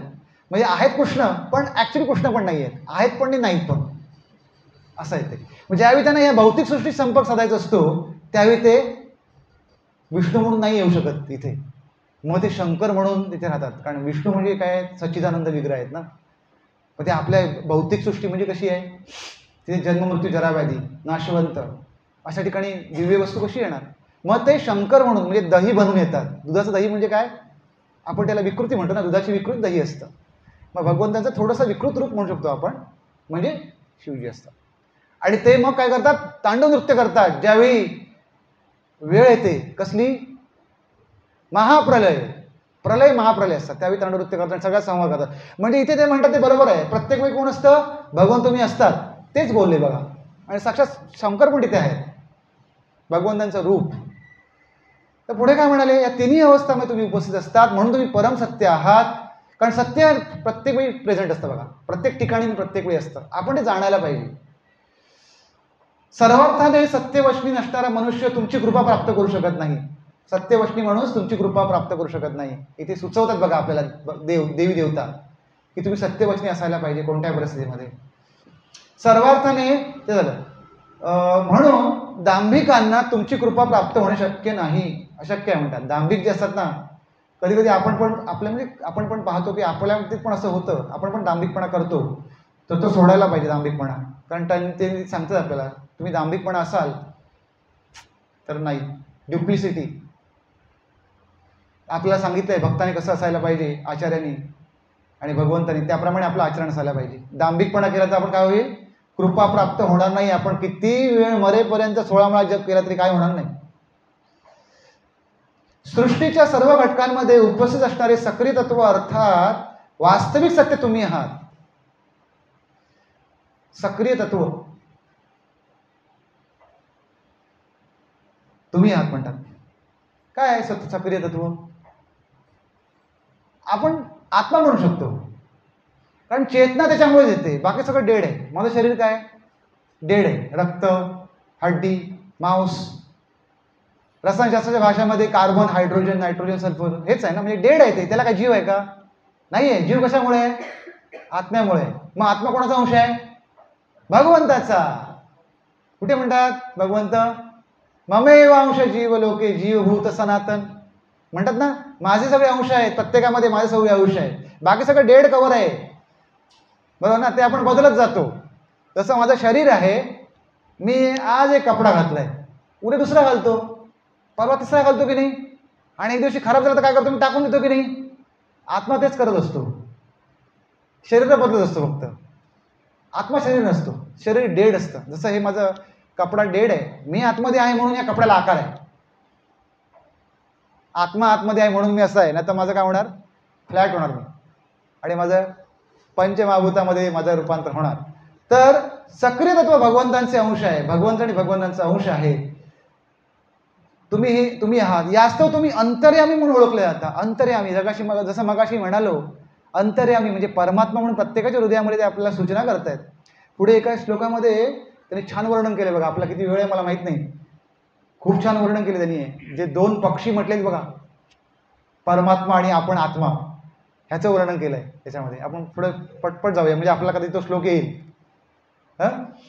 तर ते अंतर्यामी म्हणजे ते मगाशी बोललो आपण ना, शिरोदक्षाई विष्णू हे परमात्मा. लक्षात ठेवा. पहिले कोण असतात? महाविष्णू म्हणजे कोण? कारणोदक्षाई विष्णू. त्यांच्यापासून अनंत कोटी ब्रह्मांड होतात. त्या ब्रह्मांडामध्ये ते शिरतात, प्रत्येक ब्रह्मांडामध्ये शिरतात. कोण म्हणून? गर्भोदकशाही विष्णू. गर्भोदकशाही विष्णू. गर्भोदकशाही विष्णूंपासून ब्रह्मदेव, आणि ते सगळे सृष्टीची निर्मिती करतात. बरोबर. आणि मग काय करतात? ते थांबत नाही, परत ते अनेक एक्सपान्शन करतात क्षीरोदकशाही विष्णू म्हणून, आणि ते धामामध्ये राहतात. कुठल्या? क्षीरसागर. म्हणजे काय म्हटलं मग कसे आपण शब्द त्याला? श्वेतदीप. श्वेतदीप नावाचं धाम आहे. ते दिव्य धाम आहे, तिथे राहतात ते. आणि तेच विष्णू आपल्या प्रत्येकाच्या हृदयामध्ये असतात. त्याला परमात्मा म्हटलं जातं. तर ते अंतर्यामी म्हटलं इथे. ते कोणाला म्हणतात? देवदेवता. अंतर्यामी म्हणजे कोण? तुम्ही अंतर्यामी म्हणून प्रत्येकाच्या जीवात आहात, आणि त्याला सूचना करताय की हे बरोबर आणि हे चूक आहे. पण आपण कधी कधी बऱ्याच वेळा चूकच करतोय, म्हणून आपण अजूनपर्यंत इथे आहोत. आपण जर त्यांचं निर्देशन ऐकलं असतं तर कदाचित आपण तुकाराम महाराजांसारखं निघून पण गेलो असतो. तुम्ही समदृष्टी आहात आणि तुमचे उपदेश सर्वकालिक म्हणून सर्वांसाठी उपयुक्त आहेत. तुम्ही समदृष्टी आहात. भगवंत काय म्हणतात? मी सगळ्यांना समान मानतो. असं नाही बाबा हा मनुष्य आहे, हा इंडियन आहे, हा गोरा आहे, हा काळा आहे, हा कीटक, असं नाही. समदृष्टीने बघतो मी प्रत्येकाकडे. आणि तुमचे उपदेश म्हणजे काय? भगवद्गीता हे त्यांचे उपदेश आहेत. हे काय? सर्वकालिक म्हणून सर्वांसाठी उपयुक्त आहेत. बघा, परत सांगतात बघा आपल्याला, हे उपयुक्त आहे. तुम्ही त्याचा अभ्यास करायला पाहिजे, नुसतं वाचून पाठ नाही करायला पाहिजे, समजले पाहिजेत आणि ते आपण आचरणात आणायला पाहिजे. बघा, हे समजून घेतलं पाहिजे. बघा आता बघा विषय काय आहे? दुसऱ्या दिवशी भगवंत जन्म घेणार आहे. भगवंत शिरलेत देवकीच्या हृदयामध्ये, आणि देवी देवता येऊन काय करतायत? परत आपल्याला तेच सांगतायत, तुम्ही काय करायला पाहिजे आणि काय नाही करायला पाहिजे. किती महत्वाचं आहे बघा आपल्याला जागृत करणं, कारण आपली बद्धावस्था एवढी स्ट्रॉंग आहे. आपण खूप बद्ध आहोत या दोन गोष्टीमुळे. कुठल्या दोन गोष्टीमुळे? कुठल्या दोन गोष्टी सांगितली मग अशी मी? बद्धावस्था, फॉल्स इगो म्हणजे काय? मिथ्या अहंकार. आणि सगळ्यात मोठा मिथ्या अहंकार काय असतो? सगळ्यात मोठा मिथ्या अहंकार काय असतो? भगवद्गीता कोर्स, मी शरीर आहे, मी शरीर आहे, सगळ्यात मोठा मिथ्या अहंकार आहे. आणि त्यामुळे सगळे प्रॉब्लेम, नंतर अहंकार, बाकी सगळ्या गोष्टी त्यामुळे सुरू होतात. तर फॉल्स इगो म्हणजे मिथ्या अहंकार, त्यातला सगळ्यात प्रमुख हा मी शरीर आहे. आणि दुसरी काय? अज्ञानरूपी अंधकारामध्ये आपण असतो, ज्ञानामध्ये येतच नाहीये. कोणीतरी सांगितलं, ऐकलं, त्याप्रमाणे आचरण करायला सुरुवात करतो. भक्ती पण आपण तशीच करतो. काय होणार नाही त्याने? किती ते घासत बसलो तरी आपण काही होणार नाही. ती शास्त्र आहे, भक्ती हे सायन्स आहे. ते परंपरेमधून आलं आहे आपल्याकडे, परंपरेमधून ग्रहण करायला पाहिजे. असं आपण जसं बसलोय आपण, जसं आपण ॲडमिशन घेतो नाही का कॉलेजमध्ये, कुठल्याही कॉलेजमध्ये ॲडमिशन घेतो का आपण? कुठल्या शाळेमध्ये ॲडमिशन घेतो का? नाही. जे ॲफिलिएटेड आहे कुठेतरी, गव्हर्नमेंटने मान्यता दिलेली आहे. मग हे पण काय आहे? आध्यात्मिक शिक्षणच आहे. कुठेही घेऊन चालेल का? कुठल्याही देवाची, कुठल्याही स्वामीचे, कुठल्याही याला देव म्हणून त्याचं आपलं स्तोत्र वाचलं, अमकं वाचलं, तमकं वाचलं, त्याचा जप केला, काय होणार नाही. काय होणार नाही म्हणजे काहीतरी होईल, पण ते काय होईल? भौतिकच होईल. जास्त झालं तर चांगलं काहीतरी मिळेल, पण भौतिक म्हणजे काय? मृत्यू समय काढून घेणार आहे. म्हणून ते काय म्हणतात? तुमचे उपदेश आपल्या डोक्याने नाही, तुमचे उपदेश म्हणजे भगवद्गीता हे सर्वकालिक आहे. मग आपण हे समजलं पाहिजे आणि ते उपदेश आपण श्रवण करायला पाहिजे, त्याचा आपण अभ्यास करायला पाहिजे. तुम्ही सर्व सत्याचे प्रारंभ आहात. जे जे काही सत्य आहे त्याचे तुम्ही आरंभ आहात, प्रारंभ आहात. म्हणून आम्ही तुम्हाला प्रणाम करून तुमची शरणागती घेऊ इच्छितो. कृपया आमचे रक्षण करावे. बघा मगाशी बघितले असतात सगळे कसे नाही का, कुठे गेले? असे पडलेले असतात, ते असे पडलेले असतात बघा भगवंताच्या समोर. ठीक आहे. मग आता पण त्यांचा तोच भाव आहे. ज्यावेळी ते देवकी मैयाला तिथे येऊन काय करतात? भगवंतांची स्तुती करतात. त्यांचा तो भाव आहे. ठीक आहे. तर इथे तरी शरणागती पत्करली ह्या पहिल्या गर्भस्तुतीचा पहिला श्लोक. दुसरा श्लोक बघा, वाचायला थोडं कठीण आहे, तरी वाचतो, पटपट जाऊया आपण. वाचत आता गर्भस्तुती वाचत जाऊया आपण. विश्लेषण जिथे शक्य आहे तिथेच करूया. बघा गर्भस्तुती आहे, आपण म्हणायला पाहिजे, कारण भगवंत आता कुठे आहे? देवकी मातेच्या गर्भात आहे. मग देवी देवतांनी पण त्यावेळी संधी सोडली नाही. आपण का सोडायची? जेवढं शक्य तेवढं म्हणूया. चालेल ना? अरे बोल. एकायनोऽसौ द्वफिलस्त्रिमूल एकायनोऽसौ द्वफिलस्त्रिमूल चतुरस पंचविध षडात्मा पंचविध षडात्मा सप्तत्वगष्ट विटपो नवाक्षो सप्तत्वगष्ट विटपो नवाक्षो दशच्छदी द्विखगो ह्यादिवृक्षः क्षदी द्विखगो ह्यादिवृक्षः. प्रभुपादांद्वारे भाषांतर आहे का? श्रील प्रभुपाद की जय. शरीराला मूळ वृक्षाची उपमा दिली आहे. हा ऍक्च्युली हा मस्त श्लोक आहे बघा. ह्याच्यामध्ये ना त्यांनी पूर्ण वर्णन केलं आहे सगळ्या तत्वांचं आणि हे फार सायंटिफिक आहे. आपण कधीतरी डिटेलमध्ये पण पाहू शकतो. हे तुम्ही अवश्य वाचा. हे खरं सायन्स आहे. शरीराला मूळ वृक्षाची उपमा देण्यात आली आहे. हे शरीर आहे ना, काय उपमा दिली आहे? मूळ वृक्ष. जसा वृक्ष असतो बघा तसा वृक्ष आहे. हा वृक्ष भौतिक प्रकृतीच्या भूमीवरती पूर्णतः आधारित असून भौतिक प्रकृती जी काय आहे भगवानाने निर्माण केली, तसं आपण पृथ्वी म्हणू शकतो, जमीन म्हणू शकतो भौतिक प्रकृतीमध्ये. झाड कसं जमिनीवरती असं नाही का, तसं आपण काय आहोत जमिनीवरती किंवा भौतिक प्रकृतीवरती आपण फिक्स आहोत, आधारित आहोत. त्याचा आधार आहे आपल्याला. या वृक्षास, या देहरूपी वृक्षास सुख आणि दुःखरूपी दोन फळे लागतात. बघा काय म्हणतात बघा ऋषी मुनी, दोन फळं आहेत की नाही? दोन फळं पण भोगतो की नाही सुख आणि दुःख? तेच सांगतायत. म्हणजे भौतिक जगाचं सत्य सांगतात ते परत परत परत, कारण हे भगवंताने दिलेलं ज्ञान आहे. सुख आणि दुःखरूपी दोन फळे लागतात. या वृक्षास कारणीभूत असणारे तीन मुळे. बघा थोडंसं हे कठीण आहे समजायला, पण तुम्ही फक्त गर्भस्तुती आहे म्हणून थोडंसं ऐकत जावं. आणि मला पण ते नीट व्यवस्थित हे करून आपण कधीतरी व्यवस्थित डिटेलमध्ये करू शकतो. खूप छान आहे बघा. तीन मुळं आहेत. झाडाला मुळं असतात की नाही, तशी आपली तीन मुळं आहेत. तीन मुळं काय? सत्व, रज आणि तमगुण. हे आपल्याला कंट्रोल करत असतात बघा. भगवद्गीतेमध्ये सुरुवातीचे पृष्ठ बघाल तुम्ही, चित्र आहेत बघा, त्यामध्ये कठपुतल्यांचं चित्र दाखवलंय बघा. त्यावेळी प्रभुपादांनी काढून घेतलं बघा, त्यावेळेच्या हिप्पी जे भक्त बनले बघा त्यांच्याकडून, आणि आपल्या भगवद्गीतेमध्ये छापलंय. म्हणजे आपण काय आहोत? कठपुतली आहोत. आपल्याला हे शरीर दिलंय आणि तीन गुण आहेत. तीन दोर आहेत बघा त्याला असे. ते तीन गुण आहेत आणि ते तीन गुण आपल्याला काय करतात? नाचवत आहेत. तेच इथे ते सांगतायत. तीन मुळं आहेत. सगळ्याचं मूळ कुठे आहे? तीन गुणांमध्ये आहे, त्रिगुणामध्ये आहे. म्हणून बघा भगवंत म्हणतात नाही का एका श्लोकामध्ये, देवी हेशा गुणमयी मम माया दुरत्तया. माझी कशी आहे? देवी हेशा गुणमयी, म्हणजे त्रिगुणमयी. तीन गुणामध्ये असतं. सगळेजण आपण तीन गुणामध्ये आहोत बद्ध. शारीरिक सुखाचे धर्म बघा, शारीरिक सुखाचे बघा त्यांनी सुंदर विश्लेषण केलं. शारीरिक सुखाचे धर्म, अर्थ, काम, मोक्ष हे चार रस आहेत. आता डिटेलमध्ये नको जाऊया आपण. ह्या रसांचा अनुभव 5 ज्ञानेंद्रियांद्वारे पुढील 6 प्रकारच्या परिस्थितीमध्ये घेता येतो. बघा ह्याच्या बाहेर काय नाही आहे बघा. सगळ्या भावना पण त्यांनी सांगितलंय. म्हणजे इंद्रिय, त्यांचे विषय, भावना, सगळं शरीरशास्त्र, मनाचं शास्त्र सगळं आतमध्ये आलंय बघा. ते काय म्हणतात बघा, शरीर सुखाचे मार्ग किती आहेत? धर्म, अर्थ, काम आणि मोक्ष हे 4 रस आहेत. आणि ह्या रसांचा जर अनुभव कसा घेणार आपण? 5 ज्ञानेंद्रियांद्वारे आपण घेतो. पुढील 6 प्रकारच्या परिस्थितीमध्ये घेता येतो. आणि आपण ते सगळ्यांना घेतोय बघा.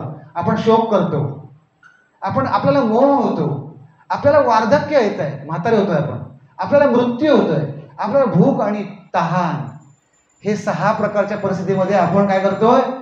शरीर सुखाचे जे काही धर्म जे आहे, धर्म, अर्थ, काम, मोक्ष, आपण कसं कधी विश्लेषण केलं होतं कधी? बघा किती छान विश्लेषण. कळणार नाही आपल्याला, हे खूप डिटेलमध्ये जायला पाहिजे, प्रभुपादांचा परपट वाचला पाहिजे तर काहीतरी कळेल. पण आपण नक्कीच असं एम ठेवूया या जन्माष्टमीच्या पूर्वी जे काही देवानी स्तुती केली आहे, गर्भस्तुती, ते वाचण्याचा, जे आपल्या भल्यासाठी आहे. म्हणून देवाने पुन्हा सांगितली ती. पुढे बघा,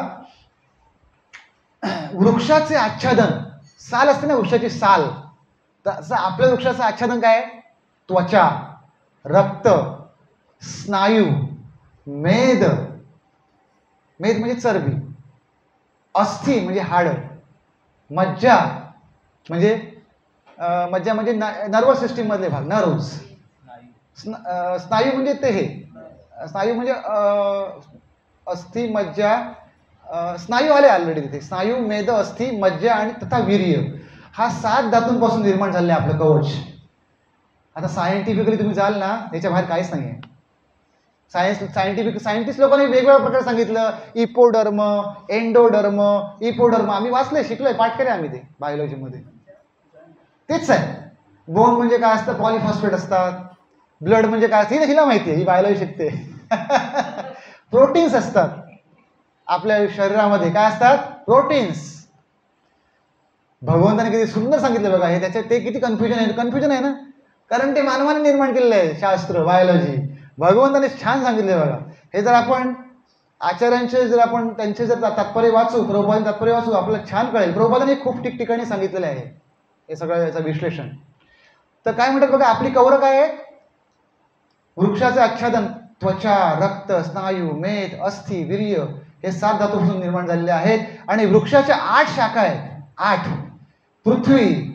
आता बघा इथे काय आलं, हे काय आहे? पृथ्वीजल काय आहे? पंचमहाभूत आहे बघा. या पंचमहाभूताच्या पलीकडे मटेरियल काहीच नाहीये. सायंटिस्ट लोक सांगू शकत नाही. आता त्याच्यामध्ये ते आयर्न म्हणतात, कार्बन म्हणतात, ऑक्सिजन म्हणतात, नायट्रोजन म्हणतात. खूप कॉम्प्लेक्सिटी आहे त्याच्यामध्ये बघा. म्हणजे ते पिरियडिक टेबल आहे मोठं, आणि त्याच्यामध्ये इलेमेंट रोज वाढत असतात.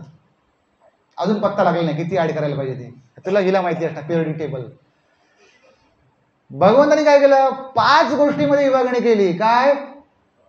पृथ्वी, जल, अग्नी, वायू आणि आकाश, ही 5 मूल तत्व आहेत. बाकी तुम्ही सायंटिस्ट लोक काय पण म्हणा, काय फरक पडत नाही. ही पंचमहाभूत आहेत. आणि मन, बुद्धी, अहंकार, ही 3 सूक्ष्म घटक आहेत. मन, बुद्धी, अहंकार. या वृक्षास नेत्र, कान, नासिका, मुख, गुद, जनेंद्रिय रूपी 9 छिद्रे आहेत. 9 द्वार आहेत आपल्या शरीराला. तर दशप्राण रूपी 10 पाने आहेत. 10 प्राणरूपी 10 प्रकारची वायू असतात आपल्या शरीरामध्ये. सायंटिस्ट लोकांना ते माहिती नाहीये. त्यांना फक्त कार्बन डायऑक्साईड माहिती आहे आणि ऑक्सिजन माहिती आहे. ऑक्सिजन घ्यायचं, कार्बन डायऑक्साईड सोडून द्यायचं, बाकी त्यांना माहित नाहीये. आणि ह्या वायूंचं की नाही, म्हणजे ह्या वायूंवरती कंट्रोल मिळून ते देह सोडतात योगी लोक. या वृक्षावर जीव आणि परमात्मा हे 2 पक्षी वास करतात. किती सुंदर वर्ण आहे बघा, फार सायंटिफिक आहे. स्लोली त्यांनी बघा कसं आपल्याला आणलं बघा, असं असं असं. आणि हे देवी देवता सांगतात बघा, ते किती बुद्धिमान असतात बघा देवी देवता. सगळं भगवंतांनी जे भगवद्गीतेत सांगितलंय ना, वेगवेगळ्या अध्यायामध्ये, ते एका श्लोकामध्ये सांगितलं बघा. आहे ना माहिती बघा, मुद्दाम बघा. भूमी एक श्लोक आहे ना, काय तो? भूमी, वायू, काय ते आहे बघा. भूमी आप अनलो वायो खम मनोबुद्धी एवच. भगवंत म्हणतात पंचमहाभूताबद्दल सांगतायत, तिथे सांगितलंय. इथे एकत्र परत तेच सांगताय. भगवंत तुम्हीच हे स्थापित केलेलं नॉलेज आहे, ते आम्ही परत सांगतोय, स्तुती करतोय, तुम्ही निर्माण केले म्हणून. तर ह्या वृक्ष, आता वृक्ष कळला तुम्हाला? कोण वृक्ष सांगा? आपलं शरीर. Very good, thank you. म्हणजे मी काही बोलतोय ते कन्फ्यूज करत नाहीये तुम्हाला. तर त्यामध्ये 2 पक्षी बसले. जसे झाडावरती फळ लागलं झाड आहे, त्याच्यात 2 पक्षी बसले समजा. त्यातला एक पक्षी काय करतोय? बघतोय, तो फळ खात नाहीये. आणि दुसरा पक्षी मात्र छानपैकी, पोपट समजा, 2 पोपट बसलेत. दुसरा पोपट तो छान पिकलेला पेरू खातोय. आणि दुसऱ्या पक्षीला काय देणं नाहीये, तो फक्त बघतोय. त्या पोपट पेरू खाणाऱ्या पोपटाकडे बघतोय, स्थितप्रज्ञ प्राणी. तर ते 2 पक्षी आहेत. हे कोण आहेत? सगळ्यांना माहिती आहेत. आत्मा आणि परमात्मा. जो फळ खाणारा पक्षी आहे ते आपण आहोत, आत्मा. आपण फळं भोगतोय बघा, उपभोगतोय फळं, चांगली वाईट कर्म करतोय. तसा जो पोपट पेरू खातोय आवडीने, त्याने काय केलंय? दुसरा जो पक्षी आहे ना, दुसरा पक्षी, त्याच्याकडे त्याने पाठ फिरवली आहे. तसं आपण केलंय. आपण भगवंतांपासून विनमुख झालोय, या भौतिक जगामध्ये आलोय आणि सो कॉल्ड फळं भोगतोय, सुख उपभोगतोय. आपल्याला वाटतं की खूप आनंद उपभोगतोय म्हणून. तू बघतोय दुसरा पक्षी, किती वेळ तू माझ्यापासून विनमुख होणार रे? किती तू दुःख भोगतोयस, किती योनांमधून फिरतोयस. जन्म मृत्यू दुःख जरा व्याधी दुःख दोषानं दर्शनम. बघ माझ्याकडे, ही तुझी पात्रता नाहीये. तू काय आहेस? ममे वांश जीव लोके, जीवभूत सनातन. माझा अंश आहेस तू, सनातन. तुला सनातन म्हणजे सनातन काळासाठी तू आनंदी राहायला पाहिजेस, सनातन काळासाठी तू बुद्धिमान असला पाहिजेस, आणि तू शाश्वत आहेस. तू कशालाही दुःख भोगतोयस, ती फळं कशाला त्या वृक्षावरती तू आसक्त झालायस, त्या फळावरती आसक्त झालायस, माझ्याकडे बघ. ही पुढची फिलॉसॉफी आपल्या प्रभुपादांनी सांगितली आहे. तर तिथे इथे त्यांनी परत रिपीट केली पूर्ण. बघा छान, वृक्षरूपी आपण आणि 2 पक्षी इथे हृदयामध्ये भगवंत आहेत आणि आपण आहोत आत्मा. पण आत्माला कवरिंग आहे, मन बुद्धी अहंकार, हे पहिलं कवर. मन बुद्धी अहंकार सूक्ष्म शरीर आहे आणि हे भौतिक शरीर स्थूल शरीर, जे पंचमहाभूतापासून बनले. 2 कवर आहेत. त्यामुळे तो भ्रमित आहे. त्याने कर्म केलंय, त्याने प्रारब्ध केलंय, त्यामुळे त्याची बुद्धी काय आली आहे, बद्धावस्थेमध्ये आली आहे. त्याला खरं ज्ञान नाही आहे.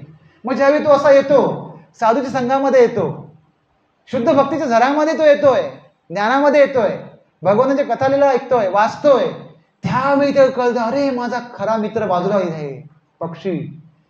बाकीचे पोपट पण आहेत, ते कदाचित त्याच्याबरोबर खात असतात पेरू, पण एक पक्षी असतो तो फक्त सगळ्यांना ऑब्झर्व करत असतो. तो परमात्मा आहे, तो भगवंत आहे. मग त्याच्या लक्षात येतं की हा पक्षी जो फळ खात नाहीये ना, भौतिक फळ खात नाहीये, तो खरा आपला बाप आहे, तो खरा माझा मित्र आहे. तर हे ज्ञान त्यांनी आपल्याला परत सांगितलं. बघा, भगवंत जन्माच्या ऐवजी भगवंतांनी दिलेलं ज्ञान आपल्या परत येण्यासाठी ते करतात. बघा, असं भरपूर आहे. बघा, हा 10.2.28 आहे.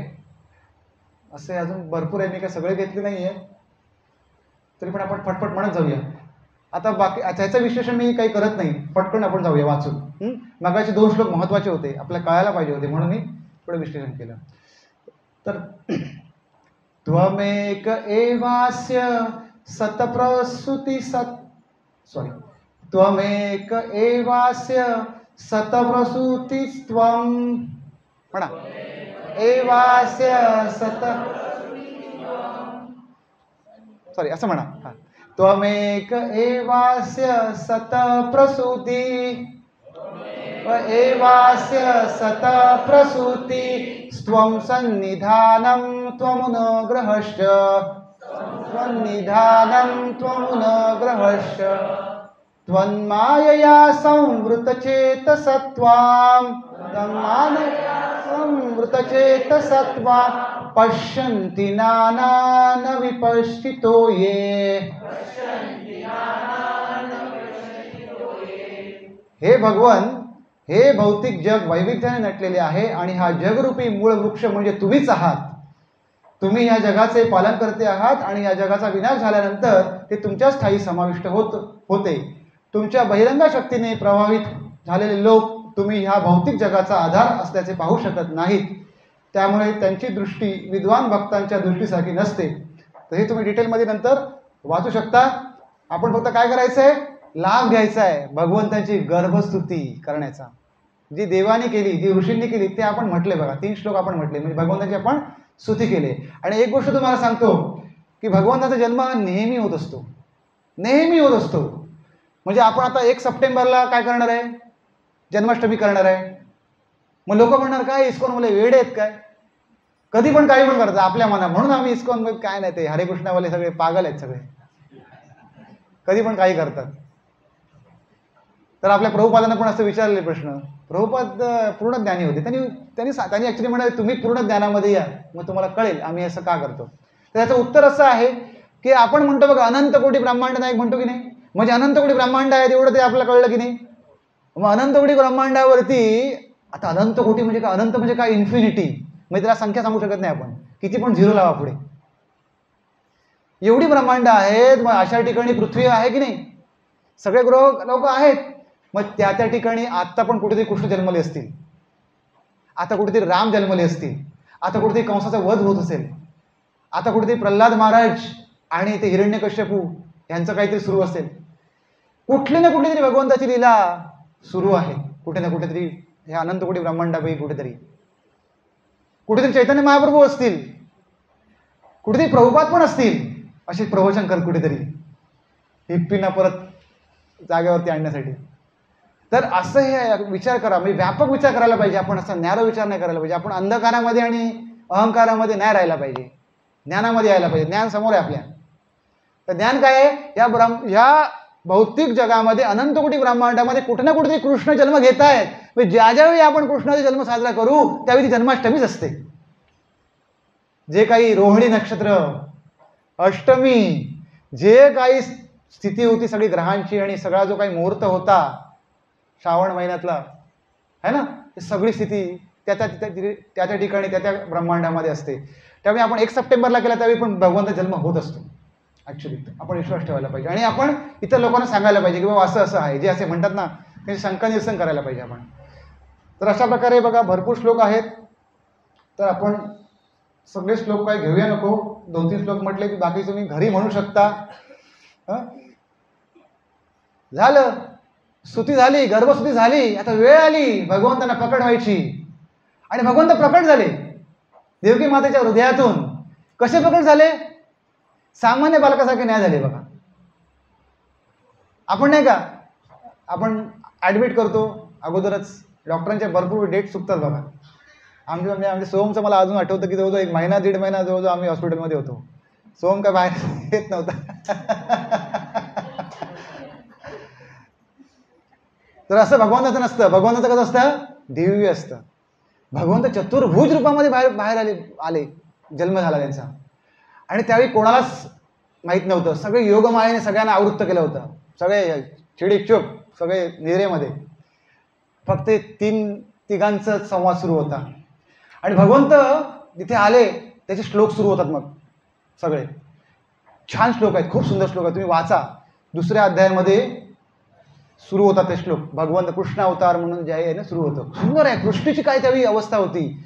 छान जे वातावरण तुम्हाला दिसतं ना, पाऊस पडतोय, सगळे झाडं नटली आहेत बघा, फुलं परिधान केली आहेत बघा, तेरडे वगैरे फुलले आहेत बघा, तेरडे, हरणं. ही विचार करा, ही साधी गोष्ट नाही आहे बघा. हे बरोबर भगवंत येणारे सृष्टीला त्यावेळी त्याला आकलं होतं सृष्टीला. आणि सृष्टी काय करते? ती फुलायला लागते. भगवंत येणार माझे, त्यांचं काय करायला पाहिजे? आपण स्वागत करायला पाहिजे. हे उगाच नाही आहे, आपल्यासाठी, आपल्या भोगासाठी नाही आहे. भगवंत येणार म्हणून सगळं ते परिधान केलंय वस्त्र. तर भगवंत इथे प्रकट झाले बघा चतुर्भुज रूपामध्ये, विष्णू रूपामध्ये. का? फक्त आणि फक्त आश्वासित करण्यासाठी देवकी आणि वसुदेवाला की तुम्ही घाबरू नका कंसाला, माझा तो काय वाकडं करणार नाहीये. कारण ते भयभीत झाले होते ना, 7 मुलं गेली माझी. आणि त्यांना आठवण करून दिली. त्यांना माहित नव्हतं देवकी वसुदेवाला की तुम्ही कोण होता. तुम्ही ह्याच्यापूर्वी मी 2दा तुमच्या पोटी जन्म घेतलाय, एकदा पण नाही, टोटल 3 वेळा. सुतपा आणि पृष्णी है ना, आणि अदिती, आणि अदितीचे पती कोण? कश्यप. हे सगळे कोण आहेत माहिती आहे का? एकच व्यक्ती आहेत, देवकी आणि वसुदेव. 3 वेळा चान्स दिला, कारण त्यांनी हजारो वर्ष तपश्चर्या केली भगवंतांची एका गोष्टीसाठी की तुम्ही माझ्या पोटी जन्म घ्या म्हणून. म्हणजे ते वात्सल्य रूपामध्ये प्रेम करत होते भगवंतांशी. वेगवेगळ्या रूपामध्ये करतात नाही भक्त. साख्य असतं, माधुरी असतं, गोपींचा भाव माधुरी असतो. तसं देवकीचा भाव काय आहे आणि वसुदेवांचा वात्सल्य रूपामध्ये. मग त्याने त्या एका गोष्टीसाठी एवढी तपश्चर्या केली आणि भगवंतांनी येऊन सांगितलं तुम्ही हे होता म्हणून तुम्हाला मी रेसिप्रोकेट करण्यासाठी आत्ता जन्म घेतो तुमच्या. तुम्ही घाबरू नका त्या कंसाला, त्याचा वध करण्यासाठी तुम्ही इथे आलो. चतुर्भुज बघा संपूर्ण. कधी तुम्ही असं बालक बघितलं? 4 हात असलेलं, शंखचक्र, गदा, पद्म, पितांबर घातलंय, मुकुट आहे. कधी बघितलं असं बालक? नाही, असू शकत नाही. कारण जन्मकर्मच्या मे दिव्यम, भगवंताचं जन्मकर्म आणि दिव्य असतं, ते आपल्या आकलनाच्या पलीकडे आहे. असं नाही आपली बाळ कशी असतात, रक्त, ते काही गर्भजल सगळ्यांनी आवृत्त झाली असतात, असं त्यांची अवस्था बिकट असते बघा. आणि त्यांना मध्ये नर्स काढतात बाहेर, त्यांना है ना, आले नाही तो खेचून काढतात चाप लावून. मला लावला होता चाप, माझी आई सांगायची. आणि रड म्हणतात, तू रड. रडलं नाही तर मारतात, त्याला उलटा करतात, रड, त्या पुल्यांवर मारतात. असं तुला रडायचं या जगामध्ये, इथे तू हसू शकत नाही, इथे तू आनंदी राहू शकत नाही. कारण का? दुःखालयम अशाश्वतम, यू मस्ट क्राय.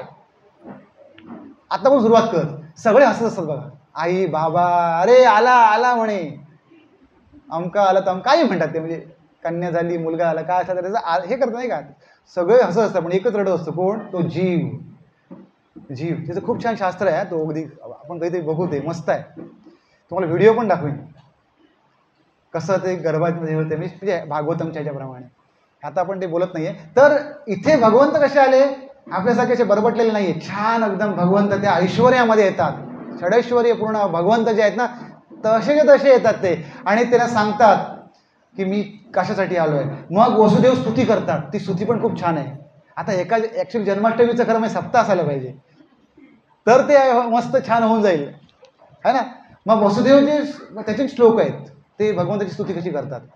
मग देवकी मैया म्हणते हे सगळं ठीक आहे हो, पण ते काय करेल माहिती, तुम्ही आता लगेच काय करा म्हणजे चतुर्भुज रूप सोडून द्या आणि पहिलं माझं बाळ माझ्या जवळ पाहिजे, कारण कधी त्या कंसाला कळेल आणि कधी तो तुम्हाला माझ्यापासून विलग करेल मला कळणार नाही.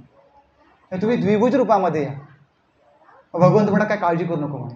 तर तुम्ही काय करा, आपल्या पित्यांना सांगतात की तुम्ही मला इमिजिएट गोकुळात घेऊन जावा, तिकडे नंद महाराज आणि यशोदा माझ्याकडे मला घेऊन जावा, आणि तिथे योगमायाला मी सांगितलंय, योगमाया तिथे जन्म घेणार आहे कन्या म्हणून, तिला तुम्ही घेऊन या.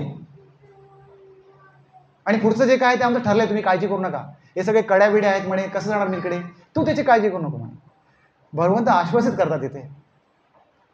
मग त्यांना पटतं की आपल्या पोटी विष्णू जन्माला आलेत. त्यांना आपल्या पूर्वजन्मांची याद होते की बाबा आपण कोण होतो, आपण तपश्चर्या केली होती आणि त्याची फळं आता आपण उपभोगतोय. भगवंताने हे भाग्य दिलं बघा, त्यांना स्मृती दिली की तुम्ही ते होता आणि तुमचं ते फळ आलंय. भगवंत एवढे दयाळू कृपाळू असतात. आपण जर प्रामाणिकपणे केलं तर आपणाला पण भगवंत असंच देणार, भक्ती देणार. झालं. आता पुढचं कार्य भगवंत मग काय झाले, चतुर्भुज रूप सोडलं त्यांनी आणि द्विभुज रूपात बाळ रूपामध्ये आले. बाळकृष्ण आपले आले तिथे, आहे की नाही. पुढे मग योगमायेने काम केलं, सगळ्या जणांना झोपून ठेवलं, निद्रेमध्ये टाकलं आणि सगळ्या कड्या वगैरे त्यांच्या ज्या होत्या त्या सुटल्या, कुल्प उघडली. 16 दारं होती म्हणे, खूप वर्णन छान केलं याच्यामध्ये. 16 दारं होती. किती? 16. एवढं प्रोटेक्शन मध्ये ठेवलं होतं, एवढा कंस घाबरत होता. म्हणजे तुरुंग समजा हा असेल ना, तर ह्याचं एक दार, अशी अजून 15 दारं, मी टोटल 16 दारं पार करून जायला होतं, तर कुठे ते बाहेर पडणार. त्यानंतर आणखी पण अरेंजमेंट होती बरीचशी. सिंह होते भुकेलेले बाहेर, भुकेलेले सिंह. जर कोणी समजा गेला बाहेर, वसुदेव चुकून गेला बाहेर, त्याला खाणार. तो सोडून द्या. शेवटच्या गेटच्या वरती म्हणे असा मोठा दगड होता, दरवाजा उघडला की दगड खाली पडणार. म्हणजे न जाण्याची सगळी व्यवस्था कंसाने केली होती आणि सगळे पहारेकरी होते. पण सगळ्यांना योगमायेने काय केलं, झोपवून टाकलं. भगवंताची लीला सुरू आहे ना. आणि वसुदेवजी गेले बघा. मग प्रभुपाद पण छान सांगतात तात्पर्यामध्ये, ज्यावेळी वसुदेवाने कृष्णानं धारण केलं बघा, त्यावेळी सगळे म्हणे बघा कड्या बेड्या तुटून पडल्या, सगळी बंधनं तुटून पडली. तसं आपण भगवंतानं जर धारण केलं, भगवंताचं नाम धारण केलं, तर आपली पण जन्ममृत्यूची जे कड्या आहेत ना, आपण अडकलो या साखळीमध्ये, जन्ममृत्यू जरा व्याधी या चक्रामध्ये आपण अडकलो नाही का, त्या पण कड्या तुटून जाणार. कसं? फक्त हरे कृष्णा कृष्णा कृष्णा हरे हरे, हरे राम राम राम हरे हरे. बस कृष्णाला धारण करायचं, भगवंताला धारण करायचं की असं होणार. झालं. यमुना देवी जी भगवंतांची पत्नी होणार होती ना, नाही का, तिला पण आवरे ना भगवंतांना भेटण्याशिवाय. वसुदेव बघा, वसुदेवांचा उल्लेख ना ऍक्च्युली मला वेगळा श्लोक घ्यायचा होता. वसुदेवांचा उल्लेख काय केला माहिती, सुदेव गोस्वामी शौरी केलाय. शौरी. आता तिचा वेळ नाहीये, मला मी सांगितलं असं त्या श्लोकावर. शौरी म्हणजे काय माहितीये, वसुदेव खूप शूर होते. मगाशी आपण सुरुवातीला काय ऐकलं, ज्यावेळी कंस तलवार उगारली देवकीला मारण्यासाठी, त्यावेळी वसुदेवाने काय केलं, घाबरले का ते? नाही घाबरले. त्यांनी आपलं ज्ञान, त्यांची बुद्धी भ्रमित नाही झाली. आपण काय होतो, लगेच भ्रमित होतो, आपण सगळं विसरतो बघा. पाठ केलेले प्रश्न विसरतो परीक्षेमध्ये, बोलताना माईकवर विसरतो, सगळे लोक बघा समोर बघितले की. अशी आपली परिस्थिती आहे. पण वसुदेव कसे होते, स्थितप्रज्ञ, हुशार आणि शौरी म्हटले. म्हणून सुखदेव गोस्वामींनी शौरी शब्द वापरला एका श्लोकामध्ये वसुदेवांसाठी. त्याचं कारण मुळे हेच होतं. विचार करा तुम्ही, 6 बालकं मेलीत, किती विचार, धैर्यवान होते बघा. त्यांचा मृत्यू बघितला त्यांनी, कंसाला अडवलं ते सोडून द्या, पुढचं किती त्यांनी पाहिलं बघा, सगळं तेच बघत होते नाही का. देवकीला एवढी मुलं होईपर्यंत कोण सांभाळत होतं. किती विचार करा, गर्भारपण म्हणजे 9 महिन्यांचं असतं, तेवढा वेळ वाट बघायची आणि परत मृत्यू होणार आहे मुलाचं, हे पण लक्षात ठेवून. म्हणजे धैर्य किती असेल विचार करा. आपण सहज वसुदेव म्हणून जातो, पण त्यांच्या पात्राचा जर विचार केला आणि आपण जर याच्यावर वर्णन करायला गेलो तर किती दिवस लागतील वर्णन करायला. शूरसेनाचे ते पुत्र होते नाही का, म्हणून पण त्यांना शौर्य म्हणतात. शूरसेनाचे पुत्र होते ना ते, म्हणून त्यांना शौर्य म्हणतात. आणि आता पण ते शौर्य करतायत. यमुना मैयाला पूर आलाय, पण भगवंत बरोबर आहेत, मला काही चिंता नाहीये. ते निघालेत. काही होणार नाही, भगवंतानी मला आश्वस्त केलेलं आहे. आणि लगेच बघा सेवेला कोण आहेत मागे, बलरामजी मागे आहेत बघा सेवेला. भगवंताची सेवा करतायत, भगवंत भिजू नये म्हणून, है ना. आणि चाललेत चाललेत चाललेत, त्यांना काय फरक नाही पडलाय. त्यांना माहिती आहे यमुना मैया दर्शन घेते त्यांचं. आणि जेव्हा यमुना मैयाने काय केलं, पदस्पर्श केला, भगवंतांचा पदस्पर्श यमुनेला झाला, त्यावेळी दुभंगली. तसंच आहे भगवंतांचं, जर आपण असंच कथा श्रवण केल्या, नाव घेतलं भगवंतांचं, भगवंताला जर आपण धारण केलं नामरूपामध्ये. सध्या तर भगवंत नाही आहेत, आपण एवढे भाग्यवान नाही आहोत की आपण द्वापारयुगामध्ये जन्माला आलो आणि कृष्ण समोर आहेत आणि त्यांना आपण उचलून घेतलंय. एवढं तर भाग्य आपलं नाही आहे. पण भगवंताने काय सांगितलंय, नामनामकारी बहुधा निजे सर्व शक्ती. मी माझ्या सगळ्या शक्ती कुठे ठेवल्या आहेत, नामात ठेवल्या आहेत. काळजी करू नका, मी नामरूपामध्ये मीच आहे, कथारूपामध्ये मीच आहे. आपण मगाशी एक श्लोक म्हटला बघा, कृष्णे स्वधा मोपगते धर्मज्ञाना दिवीसह कलौ नष्ट तुषामेश पुराणार्को अधुनोदित. मी गेलो द्वापारयुगाचे माझे लीला संपल्यानंतर, पण परत आलो भागवत रूपामध्ये. पुराण अर्क अधुनोदित, जन्म झाला भागवतमचा. मी साक्षात भागवतम आहे. आपण भागवत कृष्णाच्या संपर्कामध्ये आहे, कृष्ण नाही असं म्हणू शकत नाही. हे कृष्ण आहेत समोर, हे समजलं पाहिजे आपण. भगवंतांचा प्रसाद म्हणजे भगवंत असतात, भगवंताचं धाम म्हणजे भगवंतच असतात. इव्हन भगवंताचे भक्त म्हणजे पण भगवंतच असतात, एका ठिकाणी म्हणतात. फक्त आपण त्याच्यामध्ये यायला पाहिजे, त्याच्यासाठी द्वापारयुगात जायला पाहिजे असं काय नाही आहे. तर नामरूपाने जर आपण कृष्ण जर आपण धारण केले, तर भवसागर रूपी जी यमुना आहे ती पण दुभंगून जाणार. जशी यमुना दुभंगली वसुदेवांसाठी भगवंतानं धारण केल्यामुळे, तसं आपण नामरूपी भगवंताचं धारण केले हृदयामध्ये, वाचेमध्ये, तर जो हा भवसागर जो आहे तो काय होईल, दुभंगून आपण तरुण जाऊ भगवत धामामध्ये. वैकुंठ धाम जे आपण वर्णन केलंय, आपण निघून जाऊ. तर निघाले आणि ते गोकुळामध्ये आले. गोकुळामध्ये त्यावेळी जन्म झाला होता. योगमायेने सांगितल्याप्रमाणे योगमाया तिथे कन्या रूपामध्ये जन्माला आली होती. पण योगमायाने अजून काय कार्य केलं होतं, यशोदामाईला पण मूर्छा अवस्थेमध्ये होती. सगळं गोकुळ त्यावेळी मूर्छा अवस्थेमध्ये होतं, कोणाला माहित नाही काय चाललंय ते. मग त्यांनी घेऊन आले परत. कोणाला घेऊन आले बघा, योगमायाला घेऊन आले, बाळकृष्णाला यशोदेवी मैयाच्या. आणि ह्याच्यापेक्षा डिटेल आहे बघा, हे आपल्याला पुन्हा पूर्ण ज्ञान कळत नाहीये. मी ऍक्च्युली ते पण सांगण्याचा प्रयत्न करणार होतो, पण कधी पुढे आपण घेऊया. ऍक्च्युली यशोदामाईला कृष्ण झाला होता जन्म. ऍक्च्युली 2 मुलं झाले होती यशोदामाईला, कृष्ण आणि योगमाया. हे आपल्याला माहितीच नाहीये, पण ते आता कन्फ्युजन वाढेल, तर आपण तसं ठेवूया नको कन्फ्युजन. ऍक्च्युली देवकी मैयाला जे झाले ना, ते कोण होते, वासुदेव होते, वासुदेव कृष्ण होते. आणि यशोदा मैयाला झाले ते कोण होते, ऍक्च्युली गोलोक वृंदावनमध्ये कृष्ण होते. किती मोठी गोष्ट आहे बघा, जी आपल्यापर्यंत पोहोचलीच नाही, ती भागवतामध्ये आहे. म्हणून यशोदा मैया नंद मैया का म्हटलं जातं, नंदनंदन का म्हटलं जातं, देवकी मैया किंवा वसुदेवांपेक्षा नंदनंदनच जास्त म्हटलं जातं, किंवा यशोदानंदनच जास्त म्हटलं जातं. त्याच्यावरून नाव जास्त आहेत का, कारण मूळ कृष्ण रूपामध्ये जे भगवंत आहे ते यशोदा मैयाच्या पोटी जन्म घेतला होता. आणि ज्यावेळी वासुदेव कृष्णाने घेऊन आले देवकी मैयाकडून, आणि तिकडे ऍक्च्युली कृष्ण होते, हे दोघं एकत्र झाले, एक झाले ते. आणि ते कृष्णाने मग लीला केल्या. ऍक्च्युली सगळे एकच आहेत, कन्फ्युजनची गरज नाही. म्हणजे ते वासुदेव कृष्ण म्हणजे काय कमी आहेत का, ते कृष्ण म्हणजे नाही आहे, ते सगळे एकच आहेत. आपण समजून घ्यायला पाहिजे शास्त्राप्रमाणे, आणि त्याप्रमाणे आपण झालं. इथे भगवंतांना ते ठेवलं यशोदा मैयाच्या कुशीमध्ये, आणि ते घेऊन आले बघा इकडे. कुठे घेऊन आले, कंसाच्या कारागृहात घेऊन आले. आणि आल्यानं सगळ्या कडी बिडी सगळं बंद झालं, आहे तसं अगदी मस्त सिस्टमॅटिक झालं. ती कन्या रडायला लागली जोराजोरात. कळलं कंसाच्या सगळ्या त्या जे पहारेकरी होते त्यांनी जाऊन सांगितलं कंसाला, बाबा असं असं झालंय बघा, काय झालंय, मूल झालंय, पण कन्या झाली आहे.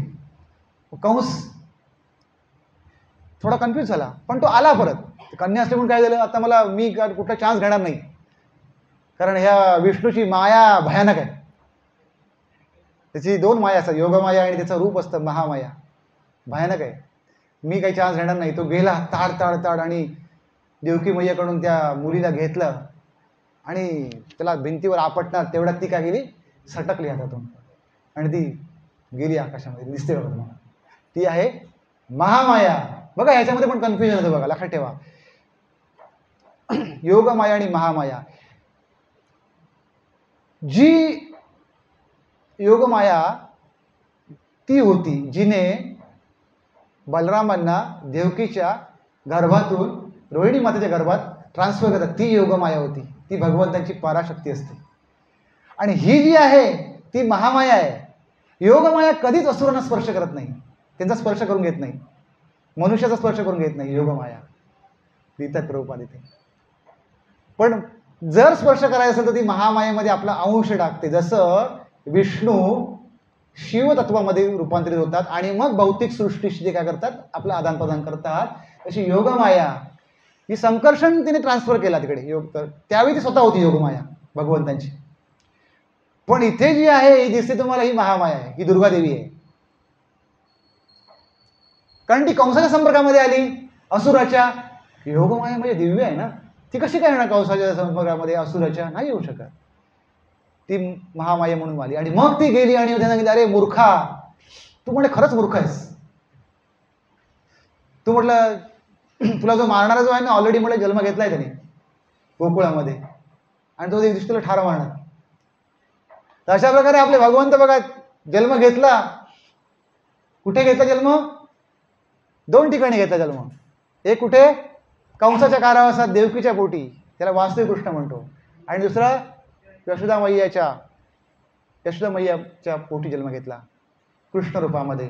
जन्माष्टमी महामहोत्सव की, श्रील प्रभुपाद की, ग्रंथराज श्रीमद भागवतम की, अनंत कोटी वैष्णव भक्त वृंद की. हरे कृष्णा. कोणाचा प्रश्न असेल तर तुम्ही प्रश्न विचारू शकता, नाहीतर आपण Hare Krishna, Krishna Krishna, Hare Hare, Hare Rama, Rama Rama.